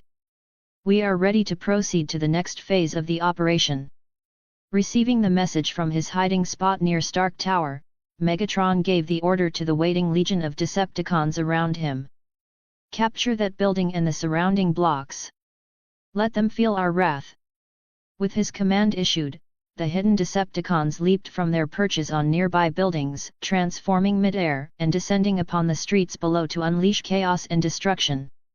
Megatron turned to his second-in-command. "Starscream, you are with me. We will take that tower. Their attention must be drawn here, to us." "As you command, Lord Megatron," Starscream affirmed. The two Decepticon leaders leaped into the sky, their bodies seamlessly shifting into advanced fighter jets. They soared toward Stark Tower, unleashing a volley of missiles that tore two gaping holes into the facade of New York's iconic building. Panic erupted across Manhattan. While New York was no stranger to chaos, with gang fights and super-powered brawls typically confined to boroughs like Queens and the Bronx, Manhattan had always been different. As the city's commercial and financial heart, its security was paramount, making such large-scale incidents exceedingly rare. The sudden, violent alien invasion plunged the populace into a state of shock and confusion. At the SHIELD New York branch, Nick Fury received the alert. With a swift gesture, the surface of his desk retracted every item into hidden compartments, leaving a perfectly clear command station. Damn it! What is the Decepticons' game? Why attack the city instead of pursuing the Allspark? Fury slammed his hand on the desk. Hill, mobilize every available agent in New York. Have them support the NYPD and resist the Decepticons' advance. Get the military on the line and notify the Autobots at Stark's facility to get them moving. Agent Maria Hill efficiently relayed the directives to their subordinates before delivering bad news. Sir, we have a severe shortage of agents in the New York sector. We can't mount an effective resistance. What do you mean we're short-staffed? This is New York City. Fury demanded, his voice laced with disbelief. Maria Hill clarified the situation. Sir, the Security Council has taken the recent attack on the SHIELD base very seriously. They've reallocated a significant number of personnel for the investigation, including many agents from the New York roster. Our current manpower is critically low. Then pull personnel from surrounding sectors, now. Fury rubbed his temples, a new wave of frustration hitting him. He vaguely remembered Pierce mentioning the personnel transfer yesterday to investigate the base attack. It was just their luck that the Decepticons chose this exact moment to strike the city. And get me a direct line to Tony Stark. I need to speak with him personally and get those Autobots into the fight. After a few moments at her console, Maria Hill looked up with surprise. Sir, there's no need to contact Mr. Stark. He's already on site. That fast? Fury was stunned. Tony's research facility was a considerable distance from Manhattan. For him to arrive within the few short minutes since the attack began seemed impossible. A video feed appeared on the main screen in the conference room, showing live surveillance from near Stark Tower. A gold and red Iron Man suit was already engaged in a fierce battle against several Decepticons right at the tower's base. Minutes earlier, Tony and Ratchet were deep in their study of the Allspark. Tony, in particular, was fascinated by the artifact's ability to create mechanical life and was trying to figure out how to prevent the newly created life from turning into hostile Decepticons.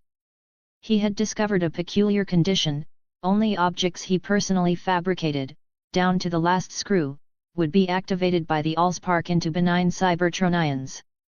This is incredibly inefficient. Handcrafting even a single gauntlet for the Iron Man suit takes ages, Tony mused. The secret must be in the manufacturing process. Hey, Ratchet, you're the expert on Cybertronian manufacturing tech. Fabricate something for me. Let's see if what you build turns into a Decepticon. Understood, Ratchet agreed, preparing to fabricate the test component. Just as they were engrossed in their experiment, Jarvis's physical form strode to the side of the lab table, bearing grim news. Sir, Stark Tower is under attack. A large number of Decepticons have appeared and are causing widespread destruction in Manhattan. Based on the intel from Optimus Prime, Megatron, and Starscream are inside the tower. Ms. Potts has been taken. What? Pepper's been captured. Tony's composure shattered. He grabbed Jarvis's metallic shoulders, his voice strained. How is she? Sir, please remain calm. Ms. Potts is not physically injured. It appears she is being held as a hostage. Hearing she wasn't hurt allowed Tony to regain a sliver of control. He quickly formulated a plan. Jarvis, can you initiate a direct transport to Stark Tower through the network? Yes, sir. Shall I take you there immediately? Jarvis asked. Do it. Get me to Pepper's location. You should be able to pinpoint her through the building's internal network, Tony commanded. He then turned to the Autobot medic. Ratchet, go inform Optimus Prime and the others. There's a jet I have prepped on the plaza. It'll get you there fast. I'll hold them off and wait for your support in Manhattan. Acknowledged. Ratchet confirmed crisply, already turning to carry out the order and notify the Autobot leader. With the plan in motion, Tony walked over to his latest armor, the Mark IV. He hadn't spent the entire time studying the Allspark, he had also designed a new suit incorporating the Cybertronian technology he had learned. While it wasn't a sentient being like Jarvis, its performance and technological sophistication were a massive leap forward from the original Mark III. Having a new, powerful suit was essential, especially since Jarvis was now an independent entity and couldn't be on standby 24/7, though he could still connect to Tony's systems to assist with armor control. Chapter 34, 34.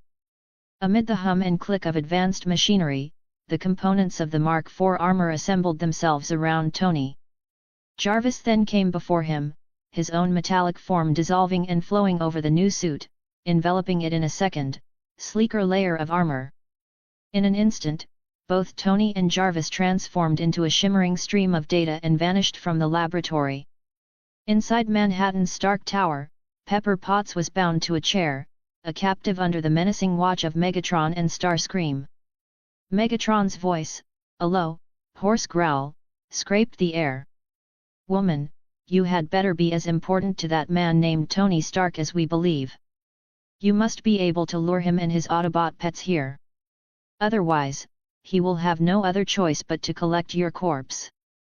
Pepper, her mouth stuffed with a rough cloth, struggled against her bonds, her body shaking vigorously in a desperate show of resistance. Suddenly, the air around her seemed to shimmer, and strings of pure data began to flow and coalesce. A moment later, Tony, clad in his layered Iron Man armor, materialized before her. As soon as he appeared, Jarvis separated from the main suit, launching himself toward Megatron and Starscream, while Tony rushed to Pepper, freeing her from her restraints and flying away. Propelled by the powerful thrusters, the two of them quickly left Stark Tower and landed on the roof of a nearby building, a temporary island of calm where there were no Decepticons. The Iron Man armor's mask retracted, revealing Tony's concerned face. "Pepper, are you okay? Are you hurt?" he asked, his voice laced with urgency. Pepper, now free, swayed on her feet, still a little dizzy from the ordeal. "Tony, I'm fine," she said, her voice shaky. "They haven't done anything to me yet." "I'm so glad you're okay," Tony breathed, a wave of relief washing over him. "I'll take you to a safe place first. I'm certain it will be secure there." Before Pepper could say another word, Tony picked her up again and sent them soaring into the sky. "Ah!" Pepper screamed, the sudden ascent taking her by surprise. Soon, Tony and Pepper arrived at a place that felt strangely familiar to both of them. "This is the unique dance hall," Pepper said, confused. "Why are we here?" Tony explained, "This is the safest place I can think of in all of New York. The people inside will definitely ensure your safety. Have you noticed? There isn't a single Decepticon anywhere near here." This place was not far from Stark Tower. Decepticons were rampaging and destroying other parts of the city, but this entire block remained untouched. "What's a Decepticon?" Pepper didn't know that it was the Decepticons who had kidnapped her, nor did she have any idea what had happened since. She had been taken from the very beginning and was completely unaware of the chaos unfolding outside. Tony realized his mistake. "Don't worry about that. Just know that other places are dangerous, but this place is safe." After saying this, he continued, "You stay here. I have things to do." "Tony, what are you doing? Isn't it safe here? Why are you leaving?" Pepper called out as he turned to go. Tony turned back and said, "Pepper, Stark Tower is now occupied by aliens. And although I am no longer the CEO of Stark Industries, I am still its owner. I can't just let it be destroyed." Pepper was deeply conflicted. She didn't want Tony to take any more risks, but she also knew that she could never persuade her stubborn, willful boss. She walked forward, stood on her tiptoes, put her arms around Tony's neck, and pressed her pale lips against his. "Come back safely," she whispered. "You are more important than Stark Industries." Tony laughed, a flash of his usual bravado returning. "Of course. If this were a movie, I would definitely be the protagonist." "And what could possibly happen to the protagonist?" Before he could finish his sentence, he soared into the sky and flew back toward Stark Tower. Pepper watched him go, her heart filled with a mixture of fear and hope. "Wow, don't you know you can't make a confession before a big battle? Something is bound to happen if you make a promise like that," a teasing voice said from behind her. Pepper turned and saw it was Klein, the mysterious man she had met before. Pepper greeted him politely. "Hello, Mr. Moretti. I was busy and couldn't get away before. Thank you so much for finding Tony." Klein waved his hand and said with a smile, "It was a small matter. According to our agreement, we will be cooperating with Stark Industries. Tony Stark is an indispensable part of that." Pepper nodded. "Tony and I will come to fulfill the agreement later." Tony flew quickly toward Stark Tower. When he saw the Decepticons wreaking havoc in the city below, he launched his special paralytic missiles to disable them. He did not waste too much time on the periphery, he understood the principle of capturing the leader first, and he was very worried about Jarvis's situation. Jarvis, are you okay over there? Jarvis was connected to his armor, and Tony could communicate with him at any time. Sir, the situation here is very grim, Jarvis's voice came through the armor's comms. Although I am more mobile than they are, I don't possess any effective means to defeat them. It is difficult to cause any significant damage. I may not be able to stop them for much longer. Jarvis, hold on for a while. I'll find a solution. Tony quickly searched his mind for a solution to the problem. The weapons mounted on his own armor were not as destructive as Jarvis's integrated systems, so simply joining the fight would not be of any effective help. Powerful destructive weapons, where can we find them? Suddenly, Tony saw the energy reserves on his armor's display screen, 93%. That's it, he exclaimed. We can use the large arc reactor. We just need to lure them into the air above it and then detonate it. Jarvis, did you hear me? Find a way to keep them directly above the large arc reactor. I'll find a chance to detonate it. I've modified the reactor's structure before, I can guide the explosive energy completely upward. It will be more than enough to blow them to pieces. Understood, sir. I will do my best to lead them over. I hope you can be ready soon, Jarvis's voice replied. Tony quickly arrived inside the Stark Industries building. He deliberately avoided Jarvis, Megatron, and the others who were fighting outside, and quietly made his way to the chamber beneath the large arc reactor. Tony, who was intimately familiar with the reactor, quickly began to modify it.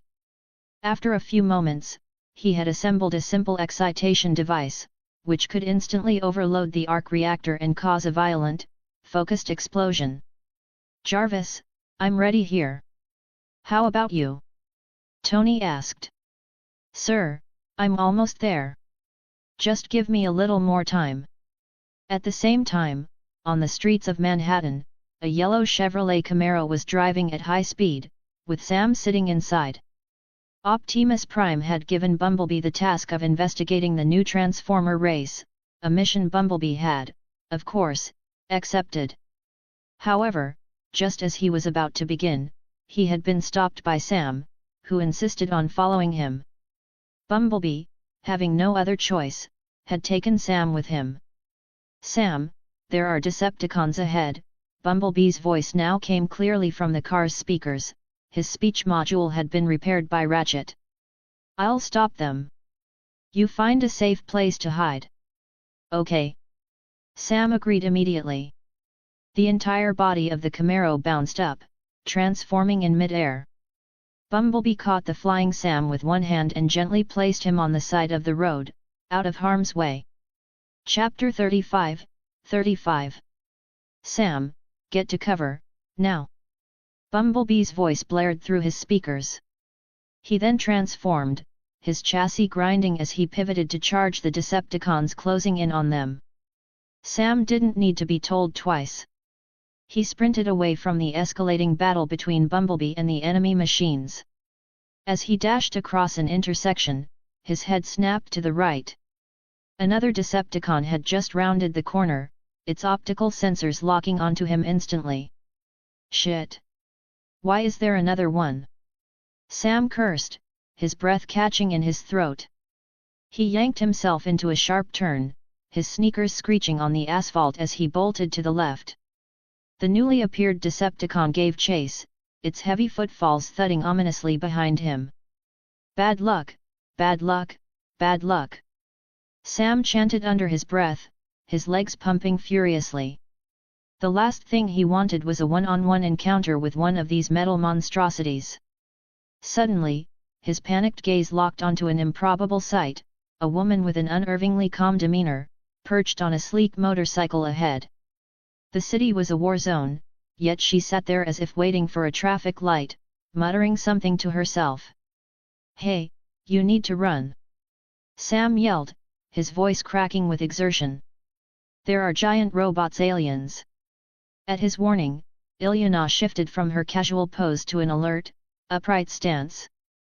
Without a word, she gunned the engine. The motorcycle roared to life and launched directly toward the metal behemoth chasing Sam. "Hey, it's dangerous!" Sam shouted again as Ilyana sped past him. "What's so dangerous? It's just a little monster." Ilyana's voice carried back to him on the wind, and what followed was a scene Sam would never forget.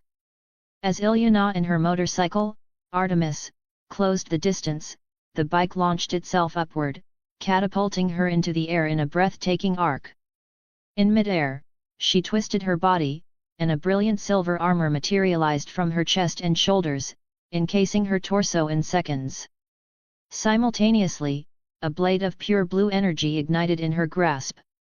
With the momentum of her leap, Ilyana plunged the energy blade deep into the glowing core on the Decepticon's chest. Instead of pulling back, she used her remaining velocity to swing around its massive frame and land gracefully behind it. The energy sword, still embedded in the giant, sliced clean through its torso in a 180-degree arc, severing the upper body from the lower. Meanwhile, Artemis hadn't been idle. After its aerial maneuver, it transformed into a humanoid form. A wickedly sharp blade extended from its right arm, and forged from adamantium, the weapon sliced through the Decepticon's legs as if they were made of soft wax, bringing the bisected machine crashing to the ground. "Cool." Sam breathed, his previous panic replaced by pure astonishment. "Is that motorcycle also an Autobot?" he muttered to himself. He didn't get to ask Ilyana, as she had already remounted the retransformed Artemis and sped away. A familiar horn beeped. Sam turned to see Bumblebee, who had apparently made short work of his opponent. Sam quickly got back inside the car. "Sam, what were you looking at?" Bumblebee asked. Sam scratched his head, still trying to process what he saw. "I just saw this incredible woman in black stockings wielding an energy sword." "Oh, and her motorcycle also seems to be an Autobot. Do you guys have motorcycle forms?" "We Autobots do have motorcycle types among us, but the only ones I know are the 3 Archie sisters, and they're not on Earth," Bumblebee replied. "Are you sure you saw that correctly?" "I couldn't be wrong, they were right there." Suddenly, a thought struck Sam. He slapped Bumblebee's steering wheel. "Bumblebee, could they be them? The new race of Transformers you mentioned? We have to go after them." Bumblebee's synthesized voice filled the cabin. "It's highly likely, Sam. But we can't pursue them right now. Look ahead." Sam looked up and his heart sank. A formidable wall of at least 4 Decepticons blocked the road ahead. He swallowed hard and asked with difficulty, "Bumblebee, you're not going to fight them, are you?" Bumblebee answered with his actions.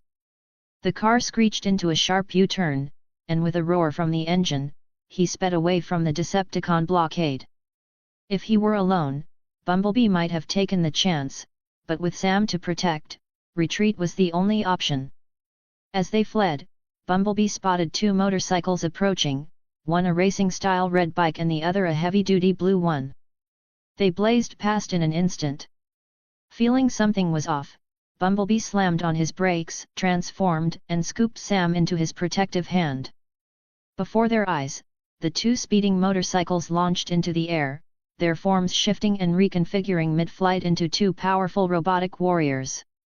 The red one, Thunderbolt, brandished a heavy-bladed polearm.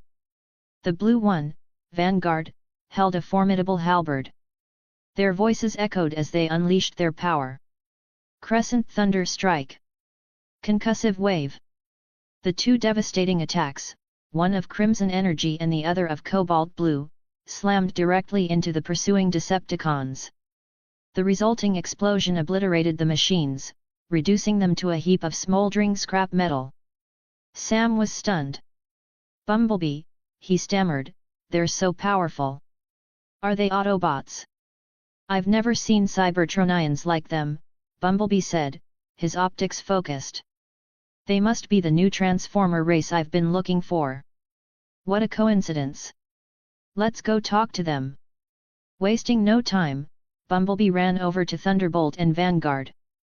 "Greetings. I am the Autobot Bumblebee. Are you also from Cybertron? I don't recognize your faction. Thunderbolt and Vanguard exchanged a look before answering. Cybertron? We've never heard of it. I am Thunderbolt, of the Rider clan. My name is Vanguard, the blue one added. Bumblebee's processor's word. They were Transformers but had no knowledge of Cybertron. This confirmed they were the new race Optimus Prime had spoken of. Do you have other clan members nearby? Bumblebee asked. Perhaps we could get acquainted. Our leader would be very interested in meeting you.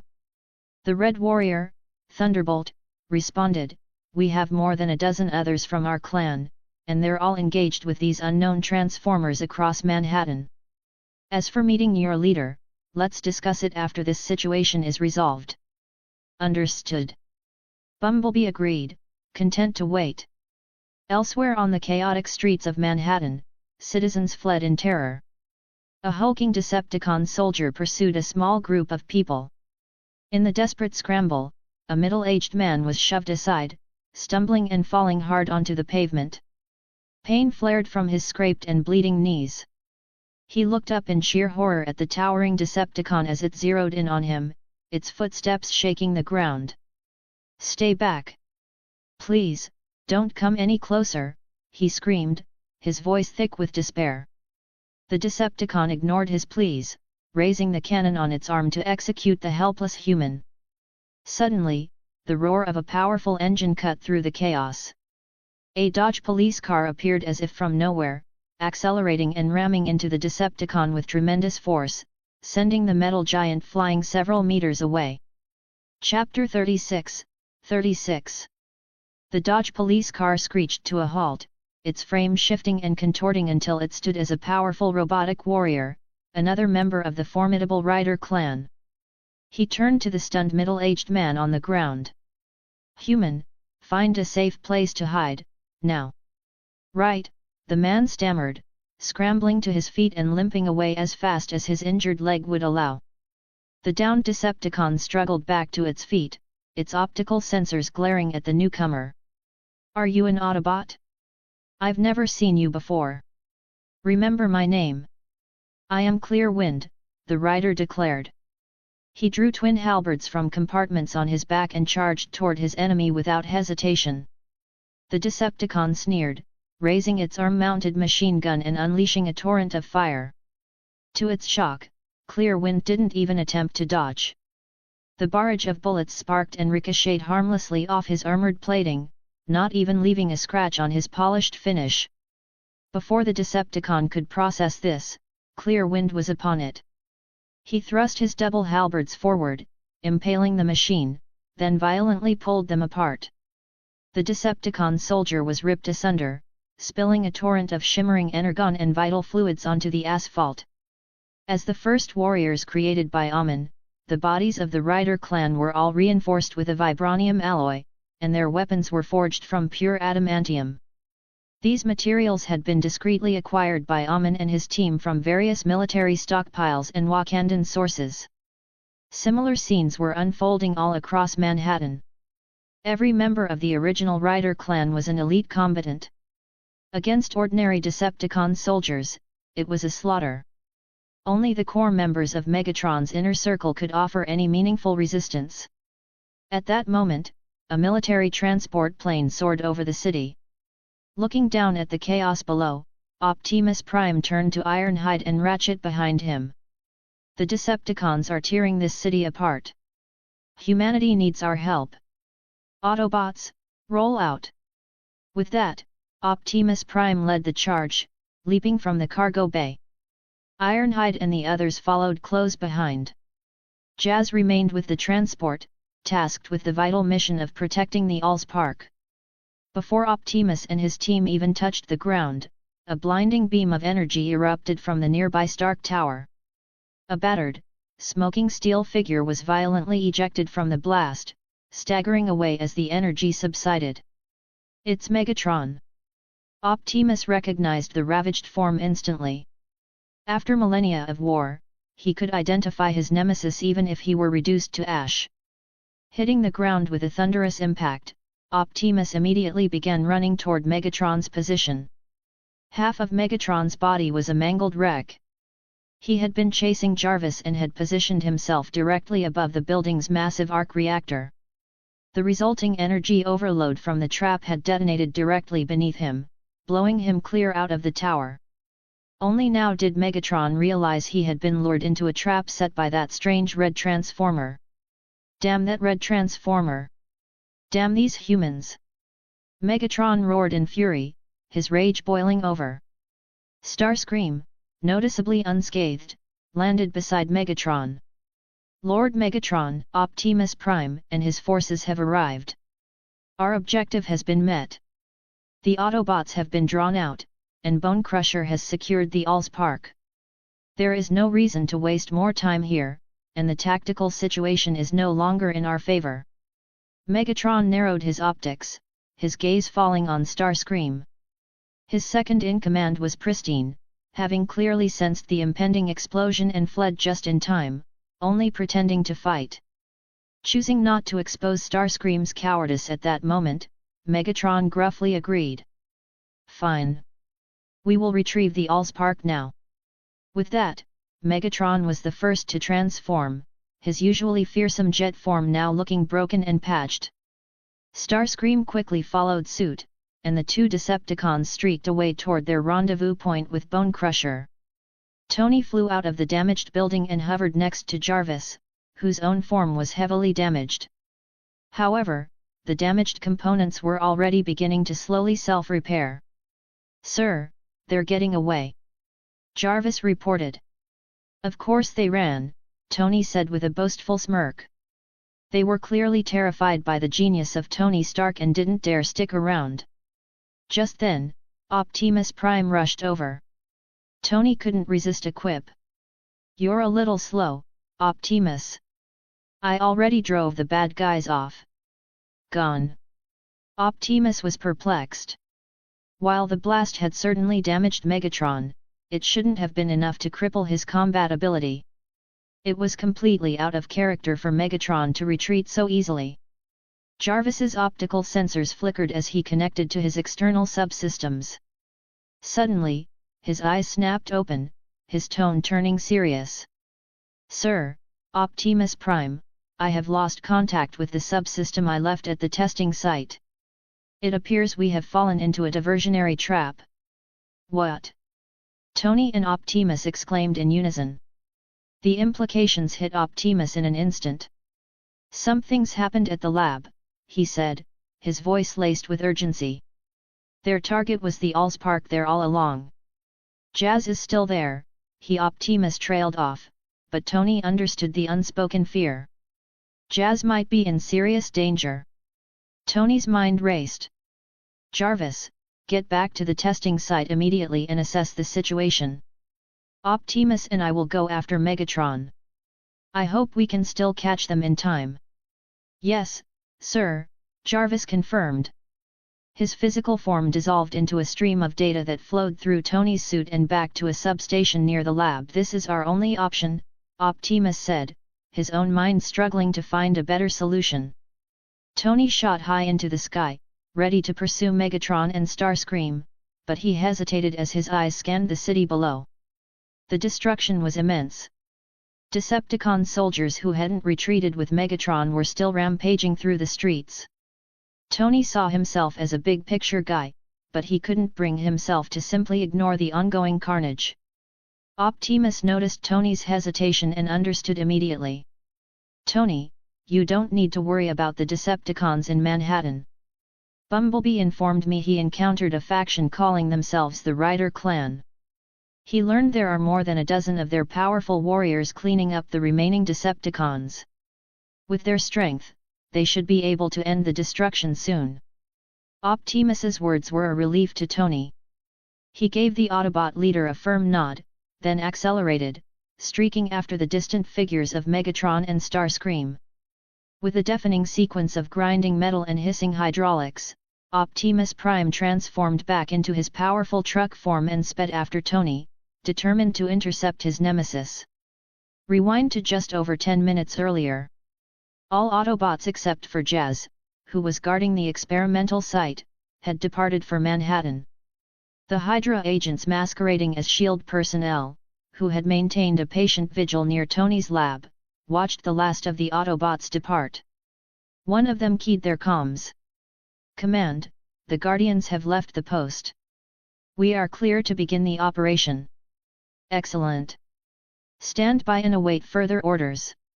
Chapter 37, 37. At the isolated testing site, Jazz stood as a lone guardian.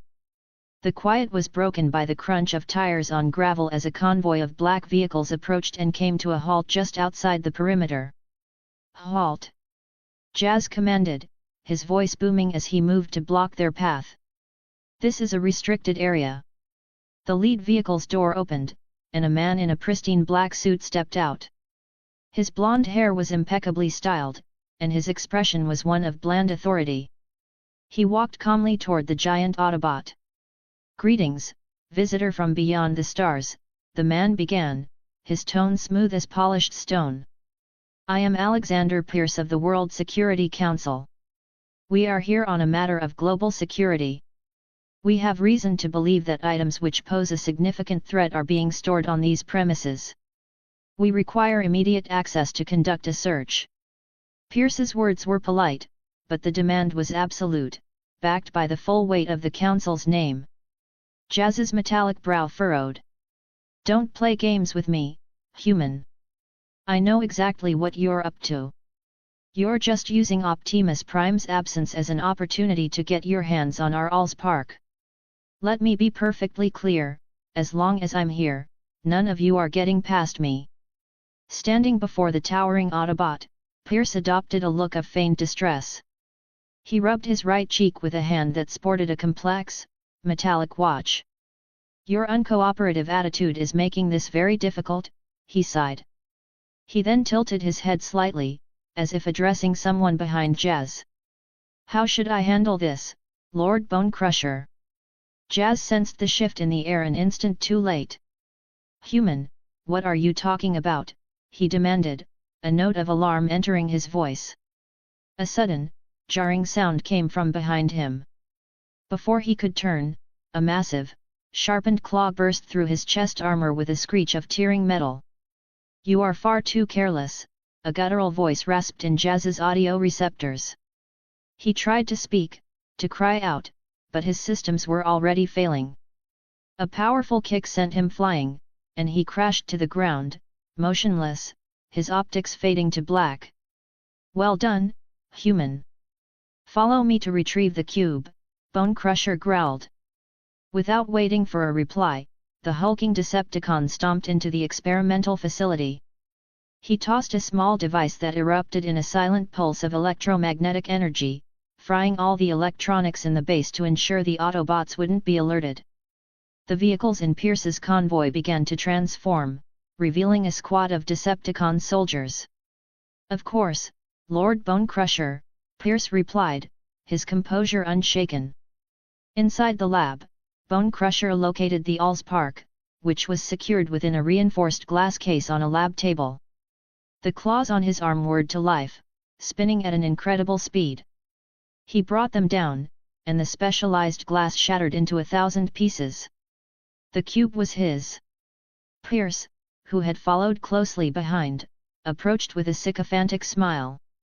"Lord Bone Crusher, the Allspark is yours. Now, if you would be so kind as to remove this watch for me." "Certainly," Bone Crusher snarled, a terrifying grin spreading across his metallic face. He swung his clawed arm in a blur. Pierce's right hand, watch and all, was severed from his arm in a single, brutal motion. "Ah! Ah!" Pierce screamed, clutching the bleeding stump as he collapsed to his knees, his face contorted in agony. "Is this not removed?" Bone Crusher mocked. The watch on the severed hand morphed, reconfiguring itself into a scorpion-like Decepticon that crawled back onto Bone Crusher's arm. Ignoring Pierce's writhing and screaming on the floor, Bone Crusher secured the Allspark and marched out. He had a rendezvous to keep with Megatron. Pierce, driven by sheer will, tore off his suit jacket and tied it tightly around his upper arm, creating a makeshift tourniquet. He then scooped up his own severed hand from the floor and staggered toward the exit, his mind set on reaching a SHIELD or Hydra facility where reattachment would be possible. Weak from blood loss, his vision began to swim. He tripped over a loose stone and fell hard. "Oh, shit," he cursed, struggling to push himself up. A pair of polished leather shoes entered his blurry field of vision. He looked up to see one of his own subordinates, a Hydra agent named Khan. "Quick, Khan, get me to the nearest base," Pierce ordered urgently. "My hand needs to be reattached." "Oh my! Director Pierce, why so clumsy?" Khan said with an unnerving cheerfulness. "You took a nasty fall. It must be old age blurring your vision. Here, let me help. I have something for you. Put this on, and you'll see things much more clearly from now on." A hand extended toward Pierce, holding a crystal monocle. Dazed and confused, Pierce took it. "Go on, put it on," Khan's smiling voice urged. "You won't be so dizzy anymore." As if mesmerized, Pierce lifted the monocle to his right eye and fitted it into place. A strange calm washed over him, and a slow, unsettling smile spread across his lips. "It really is much clearer now," he said, his voice devoid of pain. He calmly took his severed right hand, blew the dust from its surface, and pressed it against the bloody stump of his wrist. The flesh knitted together seamlessly, leaving no trace of the injury. "Greetings, Director Pierce." "Greetings, Agent Khan." The two Amon clones exchanged a formal nod. Beneath a bridge connecting Manhattan and Brooklyn, Bone Crusher and his Decepticon squad waited. Soon, the roar of jet engines announced the arrival of Megatron and Starscream. They transformed mid-air, landing with heavy thuds in front of Bone Crusher, who held the Allspark. "Bone Crusher, where is my prize?" Megatron demanded. "It is my great honor, Lord Megatron," Bone Crusher replied, kneeling as he presented the glowing cube. "The Allspark," Megatron breathed, taking the cube into his hands. He stared at it with obsessive fascination, as if he held the universe itself in his grasp. "Excellent! You have done well, Bone Crusher." He then turned his attention to the task at hand. "Did you bring the amplification device I commanded?" "Yes, my lord," Bone Crusher answered respectfully, gesturing to the soldiers behind him. "Bring it forward." The soldiers carried over a complex instrument several meters high and placed it before Megatron. It was a spark energy amplifier, designed to expand the Allspark's transformative radiation. Once fully activated, its range would cover the entire North American continent, converting all electronic devices within its field into a new Decepticon army. It was a semi-finished prototype, hastily built since Megatron's reawakening. A completed version could encompass the entire planet. Megatron tapped a sequence on the device's console. A central housing opened, and he placed the glowing Allspark inside. As he sealed the chamber, he issued his orders. "Secure the perimeter. The device requires time to activate. Allow no one to get near." "Yes, my lord." Starscream and Bone Crusher answered in unison. Just then, a sonic boom and the roar of an engine echoed from the distance. Tony Stark and Optimus Prime were closing in fast. "Let us intercept them together," Bone Crusher said to Starscream. "They must not be allowed to interfere with Lord Megatron." Starscream, however, flinched at the sight of Optimus Prime. He had no desire to face the Autobot leader in a direct confrontation. Thinking quickly, he devised a plan. "You cannot fly, Bone Crusher. You take the ground pounder. I will handle the one in the sky." Chapter 38, 38. "Fine," Bone Crusher growled, immediately agreeing to the plan. "Then I leave the ground to you. I will deal with the one in the sky," Starscream declared. He transformed and rocketed into the air, desperate to get away before Bone Crusher could reconsider and leave him to face Optimus Prime. While still at a distance, Starscream unleashed a salvo of missiles at Tony, denying him any chance to close the gap. Tony reacted instantly, maneuvering his armor through a series of tight, evasive rolls, but the projectiles locked on and stayed hot on his tail. Still tracking. Jarvis, deploy countermeasures, Tony commanded. Small interceptor missiles launched from the Iron Man suit, creating a fireworks display of mid-air explosions as they took out the incoming threats one by one. Having closed the distance, Tony fired a pair of repulsor blasts from his palms, testing his opponent's capabilities. He had engaged Starscream before, but that had been a stalling tactic, not a true head-to-head fight. Starscream executed a simple barrel roll, effortlessly evading the blasts. Tony raised a metallic eyebrow, opened his shoulder-mounted pods, and fired a swarm of micromissiles, attacking Starscream from multiple vectors simultaneously. In response, Starscream's own armaments whirred to life, spitting a stream of high-caliber rounds that detonated most of the incoming projectiles. A few managed to slip through the defensive screen, however, their explosions buffeting Starscream and knocking him from his flight path. The aerial duel began in earnest. Starscream would launch an attack, only for Tony to dodge it. Tony would retaliate, and Starscream would slip away with frustrating ease. The battle devolved into a predictable pattern, and Tony grew increasingly agitated. He needed to get past this Decepticon, but his opponent's flight performance was clearly a cut above his own armor's capabilities. It felt less like a fight and more like a performance, as if Starscream was simply running out the clock with no real intention of winning. On the ground below, however, the battle between Bonecrusher and Optimus Prime was anything but a performance. Fueled by a zealous fire, Bonecrusher charged with an overwhelming ferocity, as if he were facing not the revered leader of the Autobots, but just another grunt. In his Grey Minesweeper alternate mode, Bonecrusher barreled toward Optimus Prime, his massive shovel blade clearing a path of destruction. Cars were sent flying, smashing into the bridge supports. Optimus Prime, you will not ruin Lord Megatron's plan! Bonecrusher roared. He transformed at full speed, launching himself from the road and tackling the still truck-formed Optimus. The sheer momentum of the impact sent Optimus careening over the side of the bridge. As he fell, Optimus rapidly transformed, and the two titans crashed onto the ground below, immediately locking into a brutal wrestling match. Seemingly emboldened by Megatron's earlier praise, Bonecrusher was unusually brave. He landed two powerful punches on Optimus before the Autobot leader could even find his footing. Drunk on his momentary success, Bonecrusher raised his fist for another blow, but this time, he was not so lucky. Optimus, now firmly planted, caught the incoming fist. With his other hand, he delivered a devastating punch that sent one of Bonecrusher's mechanical eyes flying from its socket. Bonecrusher tried to block the follow-up attack, but it was futile. Optimus swatted his defensive arm aside, grabbed the Decepticon's head with one hand and his chest with the other, and with a powerful, twisting motion, ripped Bonecrusher's head clean from his shoulders. Optimus tossed the severed head aside, stepped over the sparking, lifeless body, and began walking toward Megatron.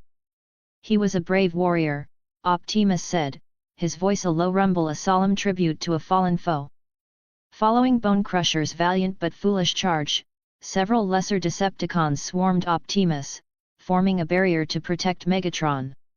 A warrior should fight for his beliefs, not become a mere cog in the machine of tyranny, Optimus declared, his powerful voice resonating with conviction. He held up his hand, and fragments of Bonecrusher's armor fell from his fingertips. It is not too late to turn back. The remaining Decepticons instinctively took a step back, intimidated less by the speech and more by the visceral proof of their leader's power held in his hand. It seems you are all prepared to be warriors, then. Come. With his piece said, Optimus Prime charged. The fight was brutally efficient. He could fell a Decepticon with two precise shots or tear out a spark with a single, well-placed punch. Thanks to the absolute gap in power, the remaining Decepticons were swiftly dispatched. He continued his charge toward Megatron, his voice echoing across the battlefield. Megatron! Whatever you are planning, it ends now. Megatron, who was still manipulating the controls of the Allspark amplifier, glanced over at the approaching Optimus and let out a classic villainous laugh. Ha ha ha!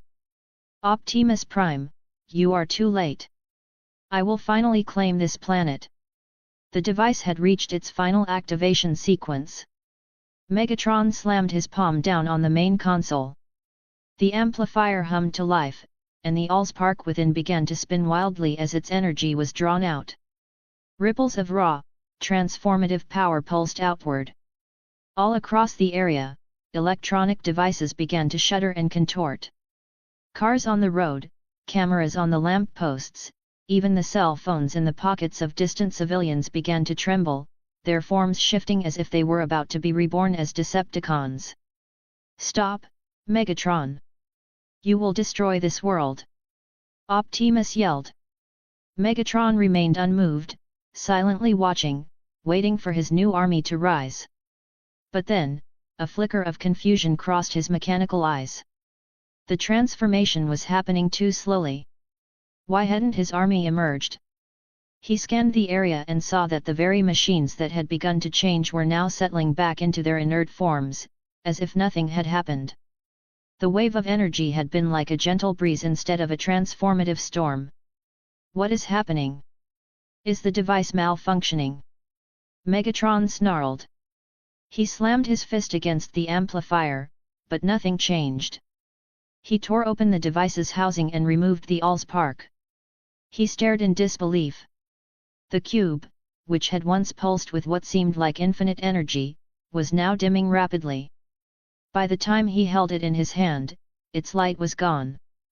The Allspark itself was becoming translucent, almost ghostly. Baffled and enraged, Megatron squeezed the cube. It didn't resist. Instead, it shattered into a cloud of countless, shimmering motes of light, dissipating from his grasp like an exploding galaxy of faint stars. What? Megatron's optics widened in horror. He couldn't believe the Allspark had just disintegrated in his hands. He frantically clawed at the fading light in the air, trying to reclaim the source of his power, but the motes of light vanished, leaving no trace.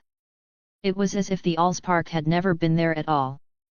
This source of fire was, in reality, a historical projection Amon had pulled from the annals of time. Squeezed by the immense power of the amplifier, it could not maintain its existence in the current timeline and simply ceased to be. Megatron continued to grasp at the empty air, his voice a choked roar of disbelief. Impossible! Impossible! How could it just disappear? Impossible! Though Optimus Prime didn't understand the specifics of what had just occurred, he knew one thing for certain: Megatron's plan had failed. He strode forward and delivered a powerful kick that sent the stunned Decepticon leader flying. The impact seemed to snap Megatron out of his stupor. He scrambled to his feet, his eyes burning with pure hatred as he glared at Optimus.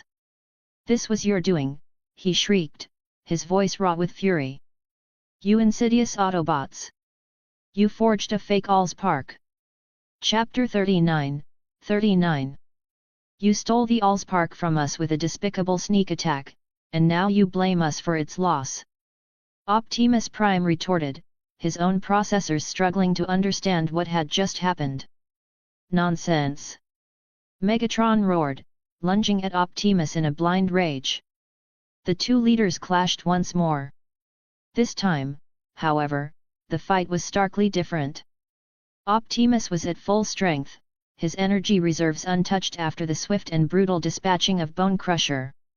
Megatron, in contrast, was severely weakened. The blast from Tony's arc reactor had left him with deep internal damage, and though he had partially recovered, his combat effectiveness was drastically reduced. From the first blow, he was at a clear disadvantage against the relentless assault of Optimus Prime. Their battle was a maelstrom of screeching metal and explosive impacts. Shards of armor flew like shrapnel as the two titans hammered away at each other.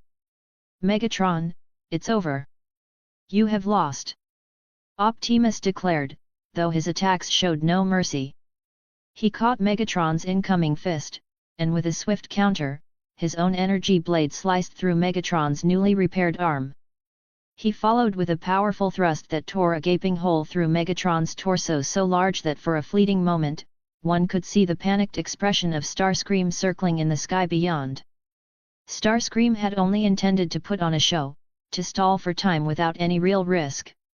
He had imagined Megatron would solve the problem, and he would share in the glory. But now? The Allspark was gone, Megatron was being systematically dismantled by Optimus Prime, and defeat was imminent. What would happen to him? Would he be captured by the Autobots? Starscream would never allow himself to be cornered. He abandoned his charade with Tony Stark. In a desperate, selfing maneuver, he dove toward the brawl on the ground.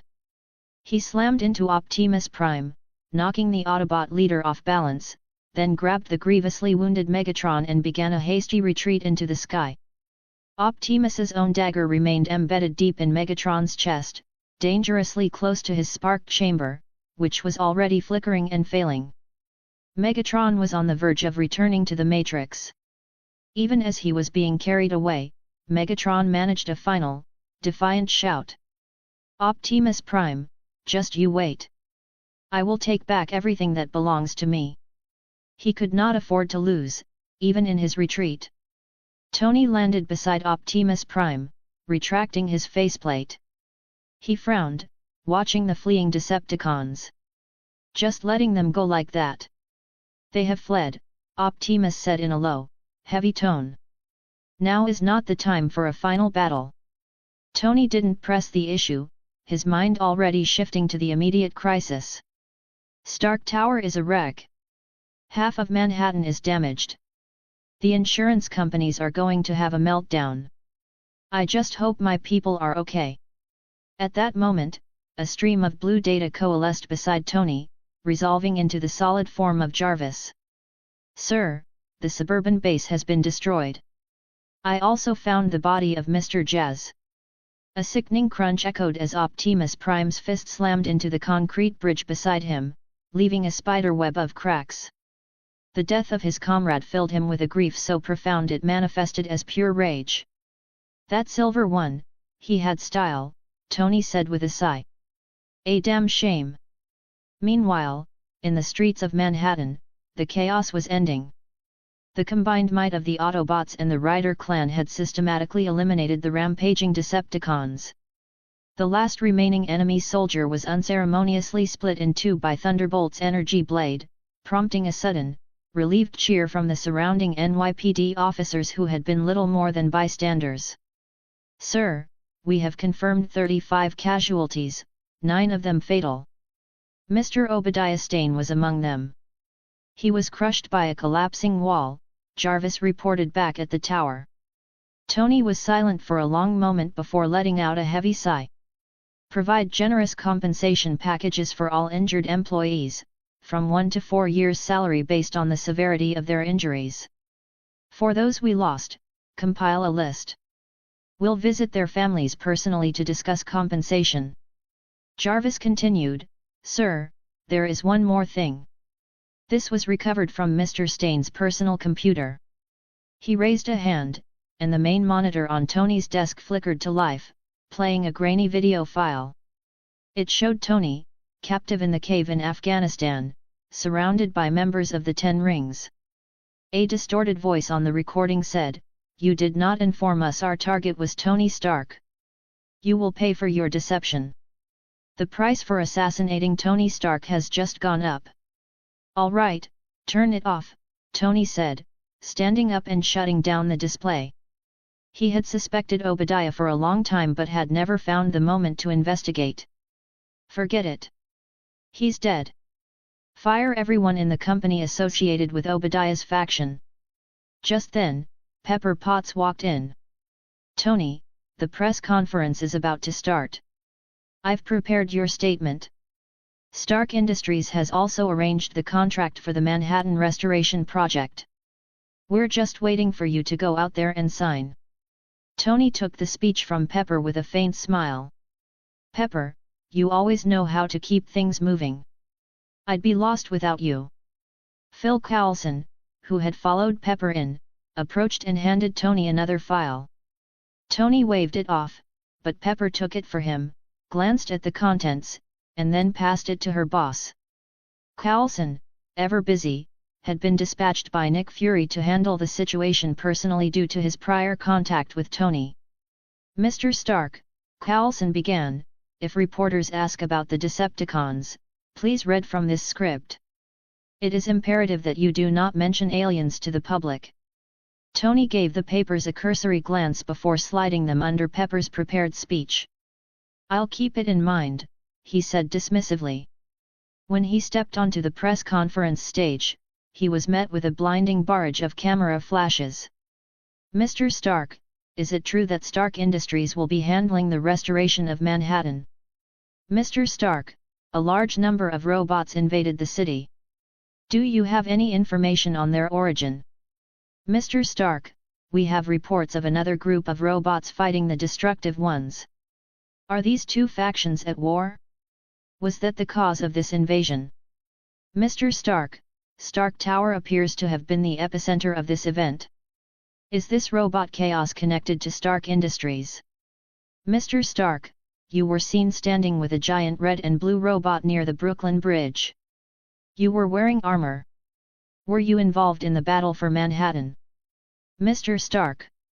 The reporter's questions flew at him like bullets, but Tony was in his element. He held up a hand, a charming grin on his face, and the room quieted. "It seems I'm still quite popular. So many questions, it's hard to know where to begin. Luckily," he said, shaking the papers in his hand, "my ever-prepared assistant has a script for me." A wave of laughter rippled through the press corps. Tony let the laughter subside before continuing. "Okay, first things first. Yes, Stark Industries has been in discussions with the relevant city departments about the repair work. The contracts are ready for my signature. Our company has decided." Chapter 40, 40. Tony Stark began to read from the script Pepper had prepared, his voice resonating through the hall. The points were standard corporate fare, and he delivered them with a practiced ease. The reporters in the audience listened, but none were surprised. They had already pieced together most of this information from their own sources. Pepper's manuscript, however, made no mention of giant fighting robots, so after finishing, Tony casually tucked the papers into his pocket. He then pulled out the notes provided by Coulson, a frown creasing his brow as he read from them. "The second item on the agenda is regarding the robots that caused a bit of a ruckus in Manhattan the other day," he began, his tone dripping with sarcasm. "This official statement says that these robots were advanced government prototypes, stolen by terrorists with the intent to subvert the world. I find this rather ridiculous. How could our government possibly possess robotics that advanced? Let me be clear, this was handed to me by an agent from a certain secret organization. I won't bore you with their name, it's long and tedious, sounds like a White House subcommittee report, and I'm sure none of you are interested anyway." A wave of laughter rippled through the press corps. In the audience, Agent Coulson's expression soured. He had a sinking feeling this was about to go completely off the rails. Tony continued, "We'll circle back to that later. First, let me clarify something about my identity.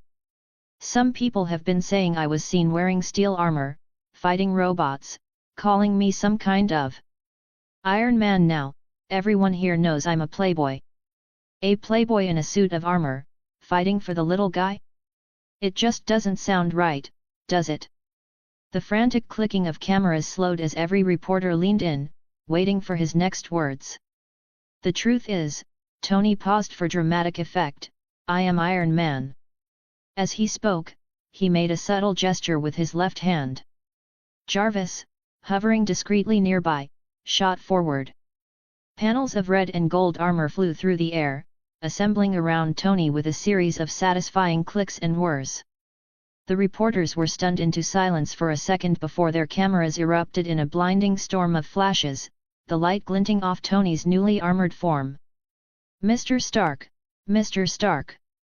The questions began again, a chaotic roar of frantic voices. A playboy billionaire revealing himself as a superhero was a story just as massive as the alien invasion itself. Coulson covered his face with his hand.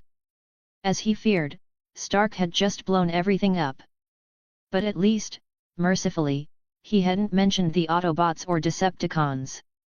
Everyone, please, quiet down for a moment, the metallic voice of Iron Man boomed.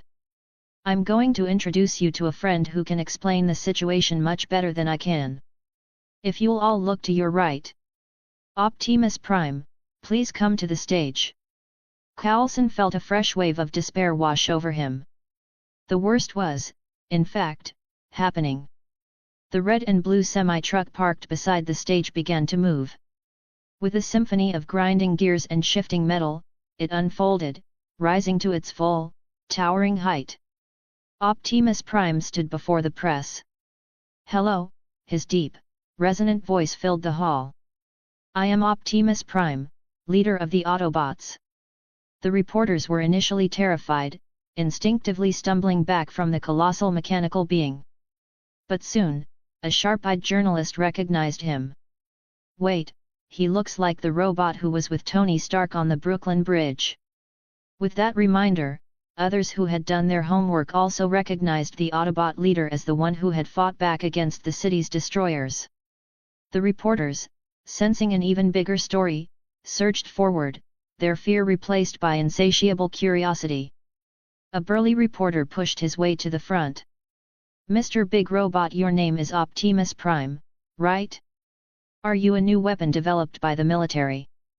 Optimus Prime looked down at the sea of human faces, his expression serious. No, he replied, his magnetic voice commanding their attention. We Autobots are an intelligent, sentient race, just as you humans are. The only difference is that you were born on Earth, while we were born on Cybertron. Cybertron is our home world. Before the reporters could fully process this, another journalist shouted a question. Mr. Optimus Prime, if you are aliens, were the robots that destroyed the city also aliens? Why were they attacking us? Are they also from Cybertron? Optimus Prime answered calmly, they are the Decepticons. A faction from Cybertron consumed by a lust for war and conquest. We detected their presence on Earth and came here to help you through this crisis.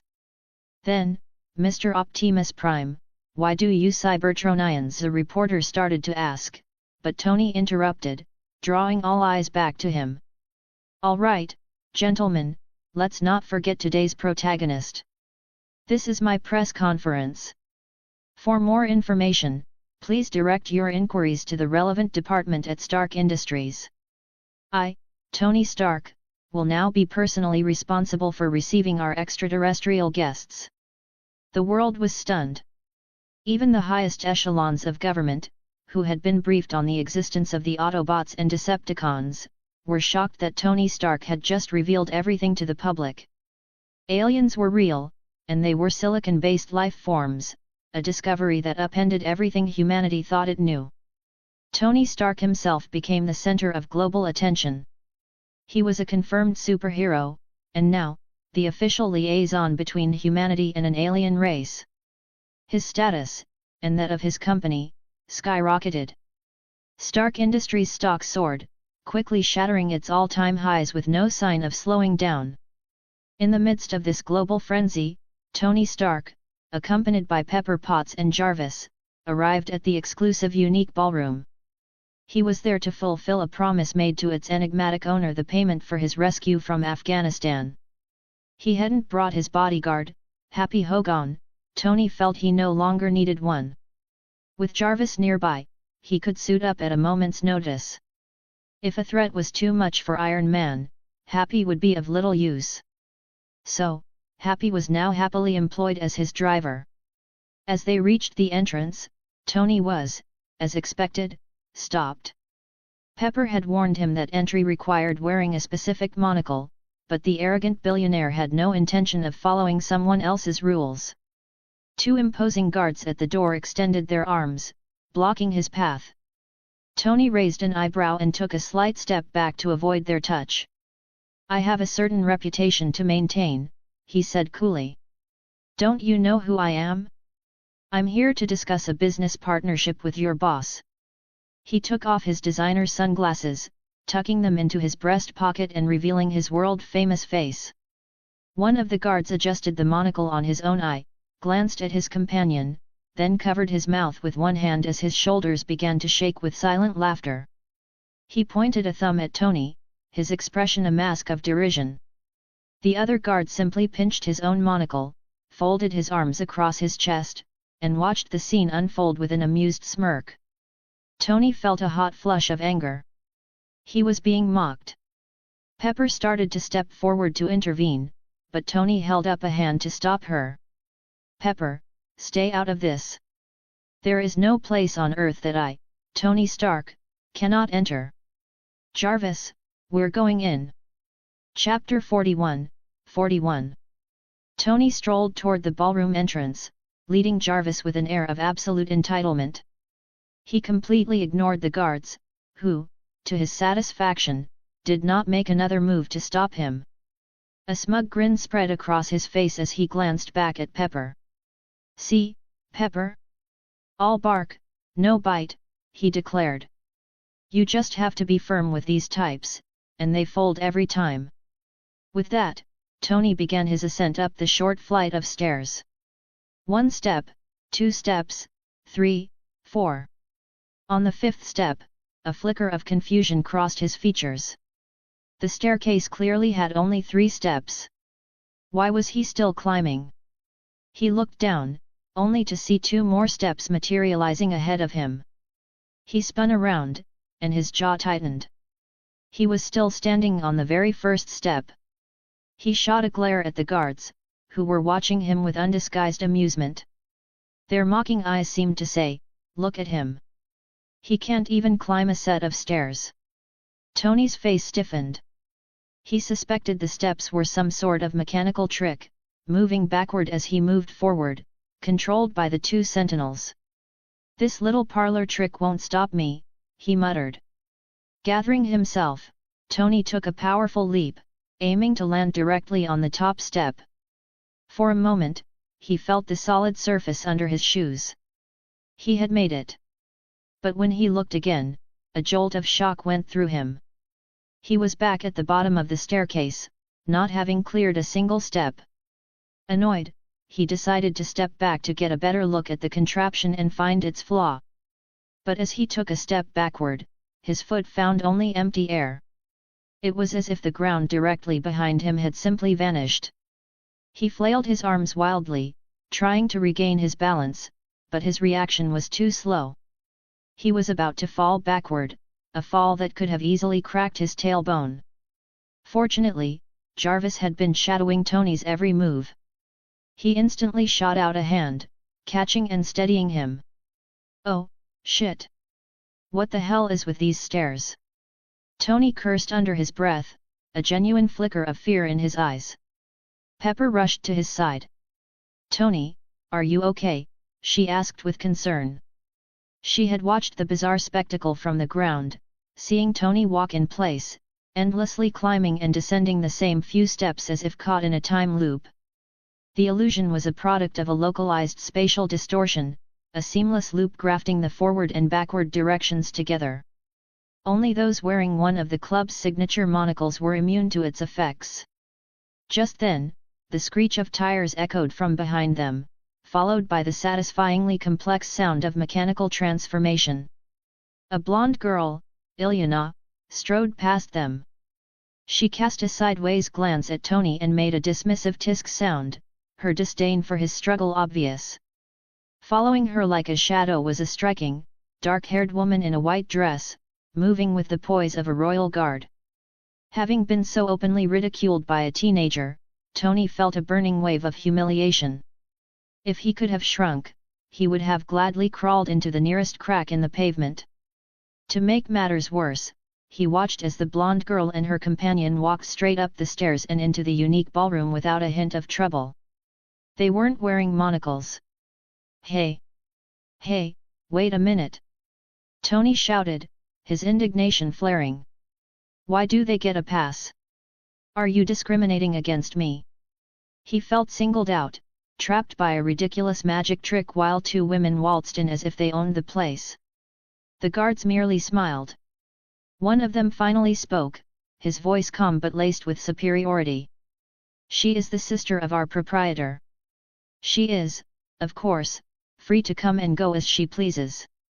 As for you. He let the sentence hang, the condescending tisk-tisk implied. So you're openly practicing nepotism.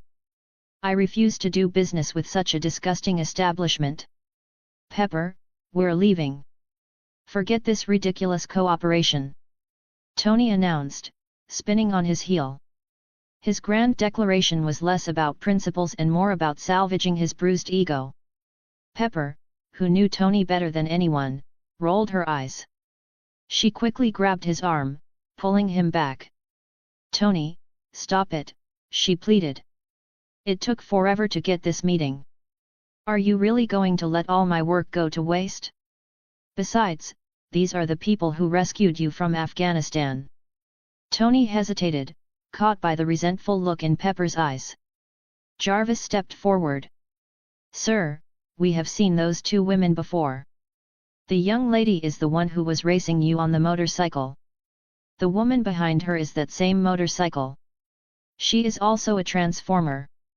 And according to our data, the girl is likely a mutant. She utilized her abilities during the Decepticon invasion. What? That beautiful woman is a transformer, too? Jarvis, are you serious? Tony asked, his surprise completely overriding his previous anger. In response, Jarvis simply held out his palm. A holographic video materialized in the air, showing Ilyana's arrival just moments before. The footage showed her braking into a sharp, stylish drift before flipping off the motorcycle. The silver bike then fluidly transformed, its mechanical parts rearranging themselves into the form of the black-haired woman in the white dress. It's true. Transformers can actually assume a human appearance. Tony exclaimed. An idea sparked in his mind. Hey, Jarvis, can you do that? For a split second, the corner of Jarvis's mouth seemed to twitch. Sir, he replied dryly, I am unable to become a beautiful woman. Tony's own mouth twitched. Jarvis, are you implying I only have eyes for beautiful women? That has not been my observation, sir, but it is your established reputation. Jarvis, you wound me. As he spoke, Jarvis's metallic form began to shift. The mechanical plates retracted and dissolved, replaced by the features of an adult male with light-colored hair and sharp, well-defined features. It really works. Tony said, looking his friend up and down, a new level of appreciation in his eyes. Pepper was equally astonished. First, her AI had become a robot, and now that robot could look human. The world felt more magical by the minute. She quickly remembered their purpose. Okay, Tony, we should go in. This is for you. She pulled two monocles from her pocket and handed one to Tony. Knowing her boss, she had prepared them in advance. It was the mark of a truly qualified assistant. All right, fine. I'll condescend to go inside, Tony said haughtily, taking the monocle and awkwardly fitting it over his right eye. After he put it on, the guards offered no further resistance, and the strange phenomenon on the stairs was gone. They successfully entered the ballroom. The decor is decent, I suppose, Tony remarked loudly, his way of trying to cover his earlier embarrassment. Pepper, having been there before, confidently navigated the opulent space. Soon, she led them to the door of a conference room. No one to greet us. How rude, Tony couldn't help but mutter. Ignoring him, Pepper raised her hand and knocked twice on the polished wooden door. Chapter 42, 42. Come in. A voice, surprisingly young, echoed from within the room. Following the sound, the door creaked open on its own, as if an unseen hand was waiting on the other side. Tony pushed the door open the rest of the way, and the scene inside the conference room unfolded before him. The space was expansive, dominated by a large, round table. 3 people were seated, and another figure stood beside them, not a person, Tony realized, but a transformer. He recognized 2 of the figures immediately, the young man and woman he had raced on the motorcycles. The third, he presumed, must be the Klein Moretti that Pepper had mentioned. His eyes drifted back to the table. They were playing cards? Excellent. This place really lives up to its ballroom name. Is this the game room? Tony quipped, showing no awareness that he was an outsider. With the casual confidence of a man who owned any room he entered, he pulled over an empty chair and sat down. Never one to be silent, he directed his next comment to Klein. Moretti, what's with the minor? Did you invite me all the way out here just to babysit? Ilyana, who was clearly on the verge of losing the card game, scowled at being called a child. In a fit of pique, she snatched the cards from Amon's hand, slammed them onto the table, and turned her glare on Tony. I don't know who this old man is, she taunted, but he's so ancient he can't even climb a flight of stairs. You? Tony's face froze, a retort dying on his lips. With a smug look, Ilyana kicked off the edge of the table, pushing her chair back. She crossed her legs, regarding Tony with an air of absolute victory. Amon waved a hand over the table, and the discarded cards vanished into thin air. He then stood, ceding the main seat to Amon. When you can't win the game, you throw away the cards. At least that's progress. Ilyana, standing nearby, couldn't quite hide the flush of embarrassment at being found out. Amon turned his gaze, magnified by his monocle, toward Tony. Mr. Iron Man, you seem to have misunderstood, he said with a serene smile. Klein was merely your point of contact.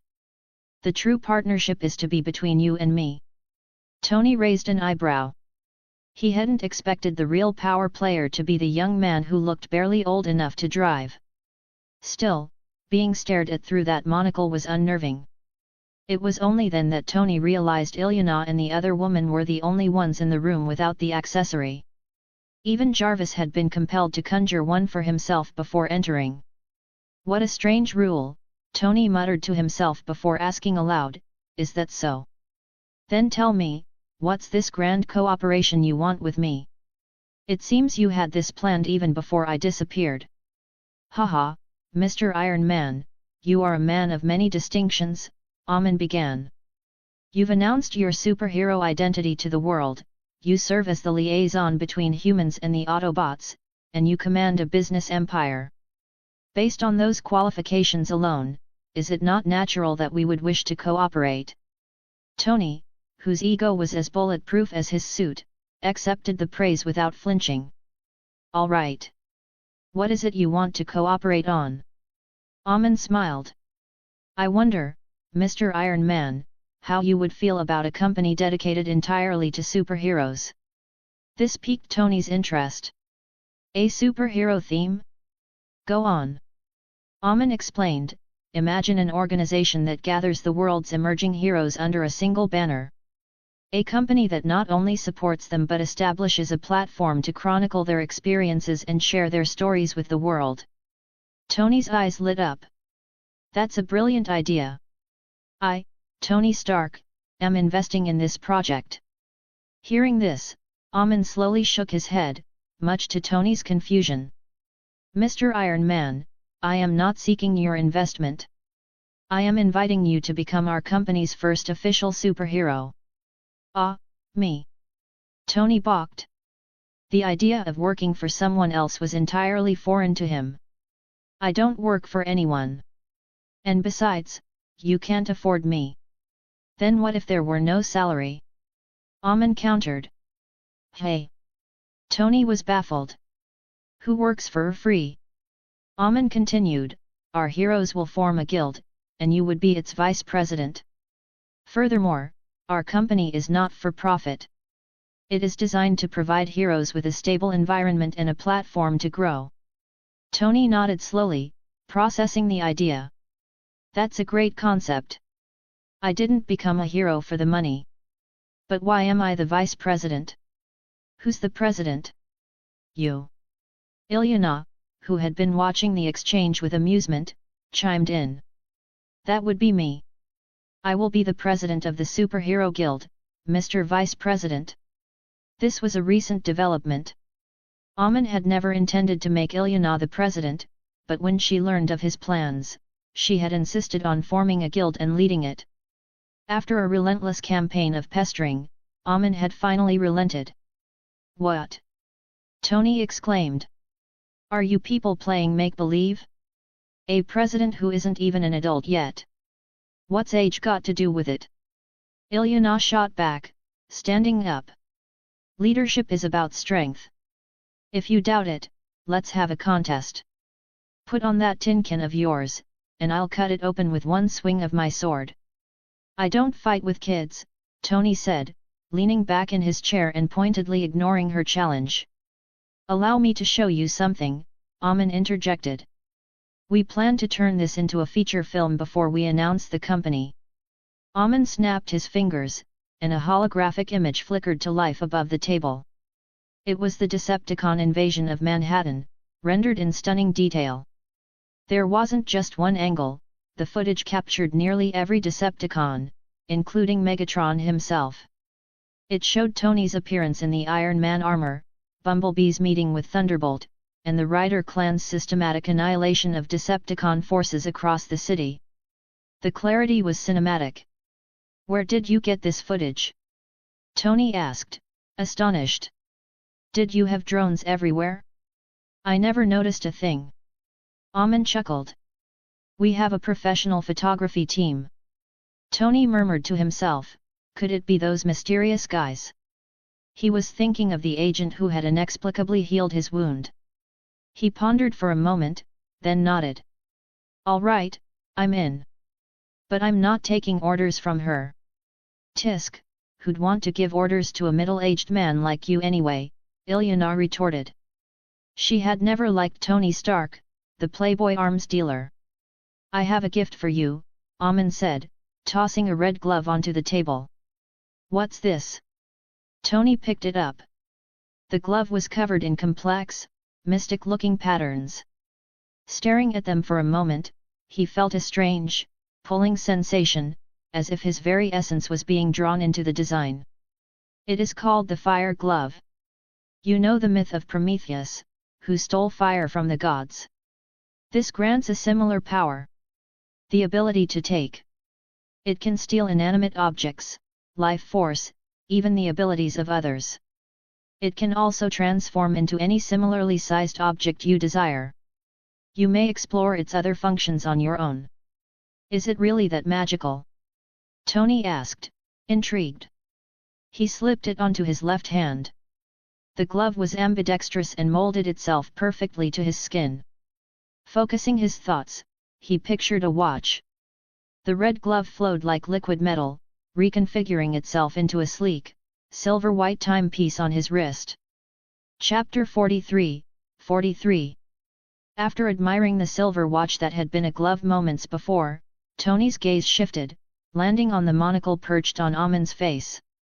Acting on a mischievous impulse, he extended his left hand, the spark watch gleaming, and mimed a twisting motion, attempting to use his newfound power to steal the eyepiece. He twisted his wrist until it ached, but nothing happened. This thing doesn't work, Tony grumbled. Amon chuckled softly. He raised a hand, calmly removed the monocle from his right eye, and held it out. Mr. Iron Man, you have excellent taste, he said with a knowing smile. This particular piece is a limited edition, one of a kind in the universe. If you desire it, I will give it to you. He extended his hand, offering the monocle. Tony felt a flush of embarrassment, his thieving intent laid bare. He quickly waved his hand dismissively. No need. I don't like taking handouts. Oh, very well. It seems you are destined to be without this monocle, then. Amon placed the eyepiece back on his eye, then made a subtle grasping motion in the air toward Tony's chest. A small, metallic shard suddenly appeared, held delicately between Amon's thumb and index finger. He twirled it, a glint of amusement in his eyes. Haha, Mr. Iron Man, that is how you use it.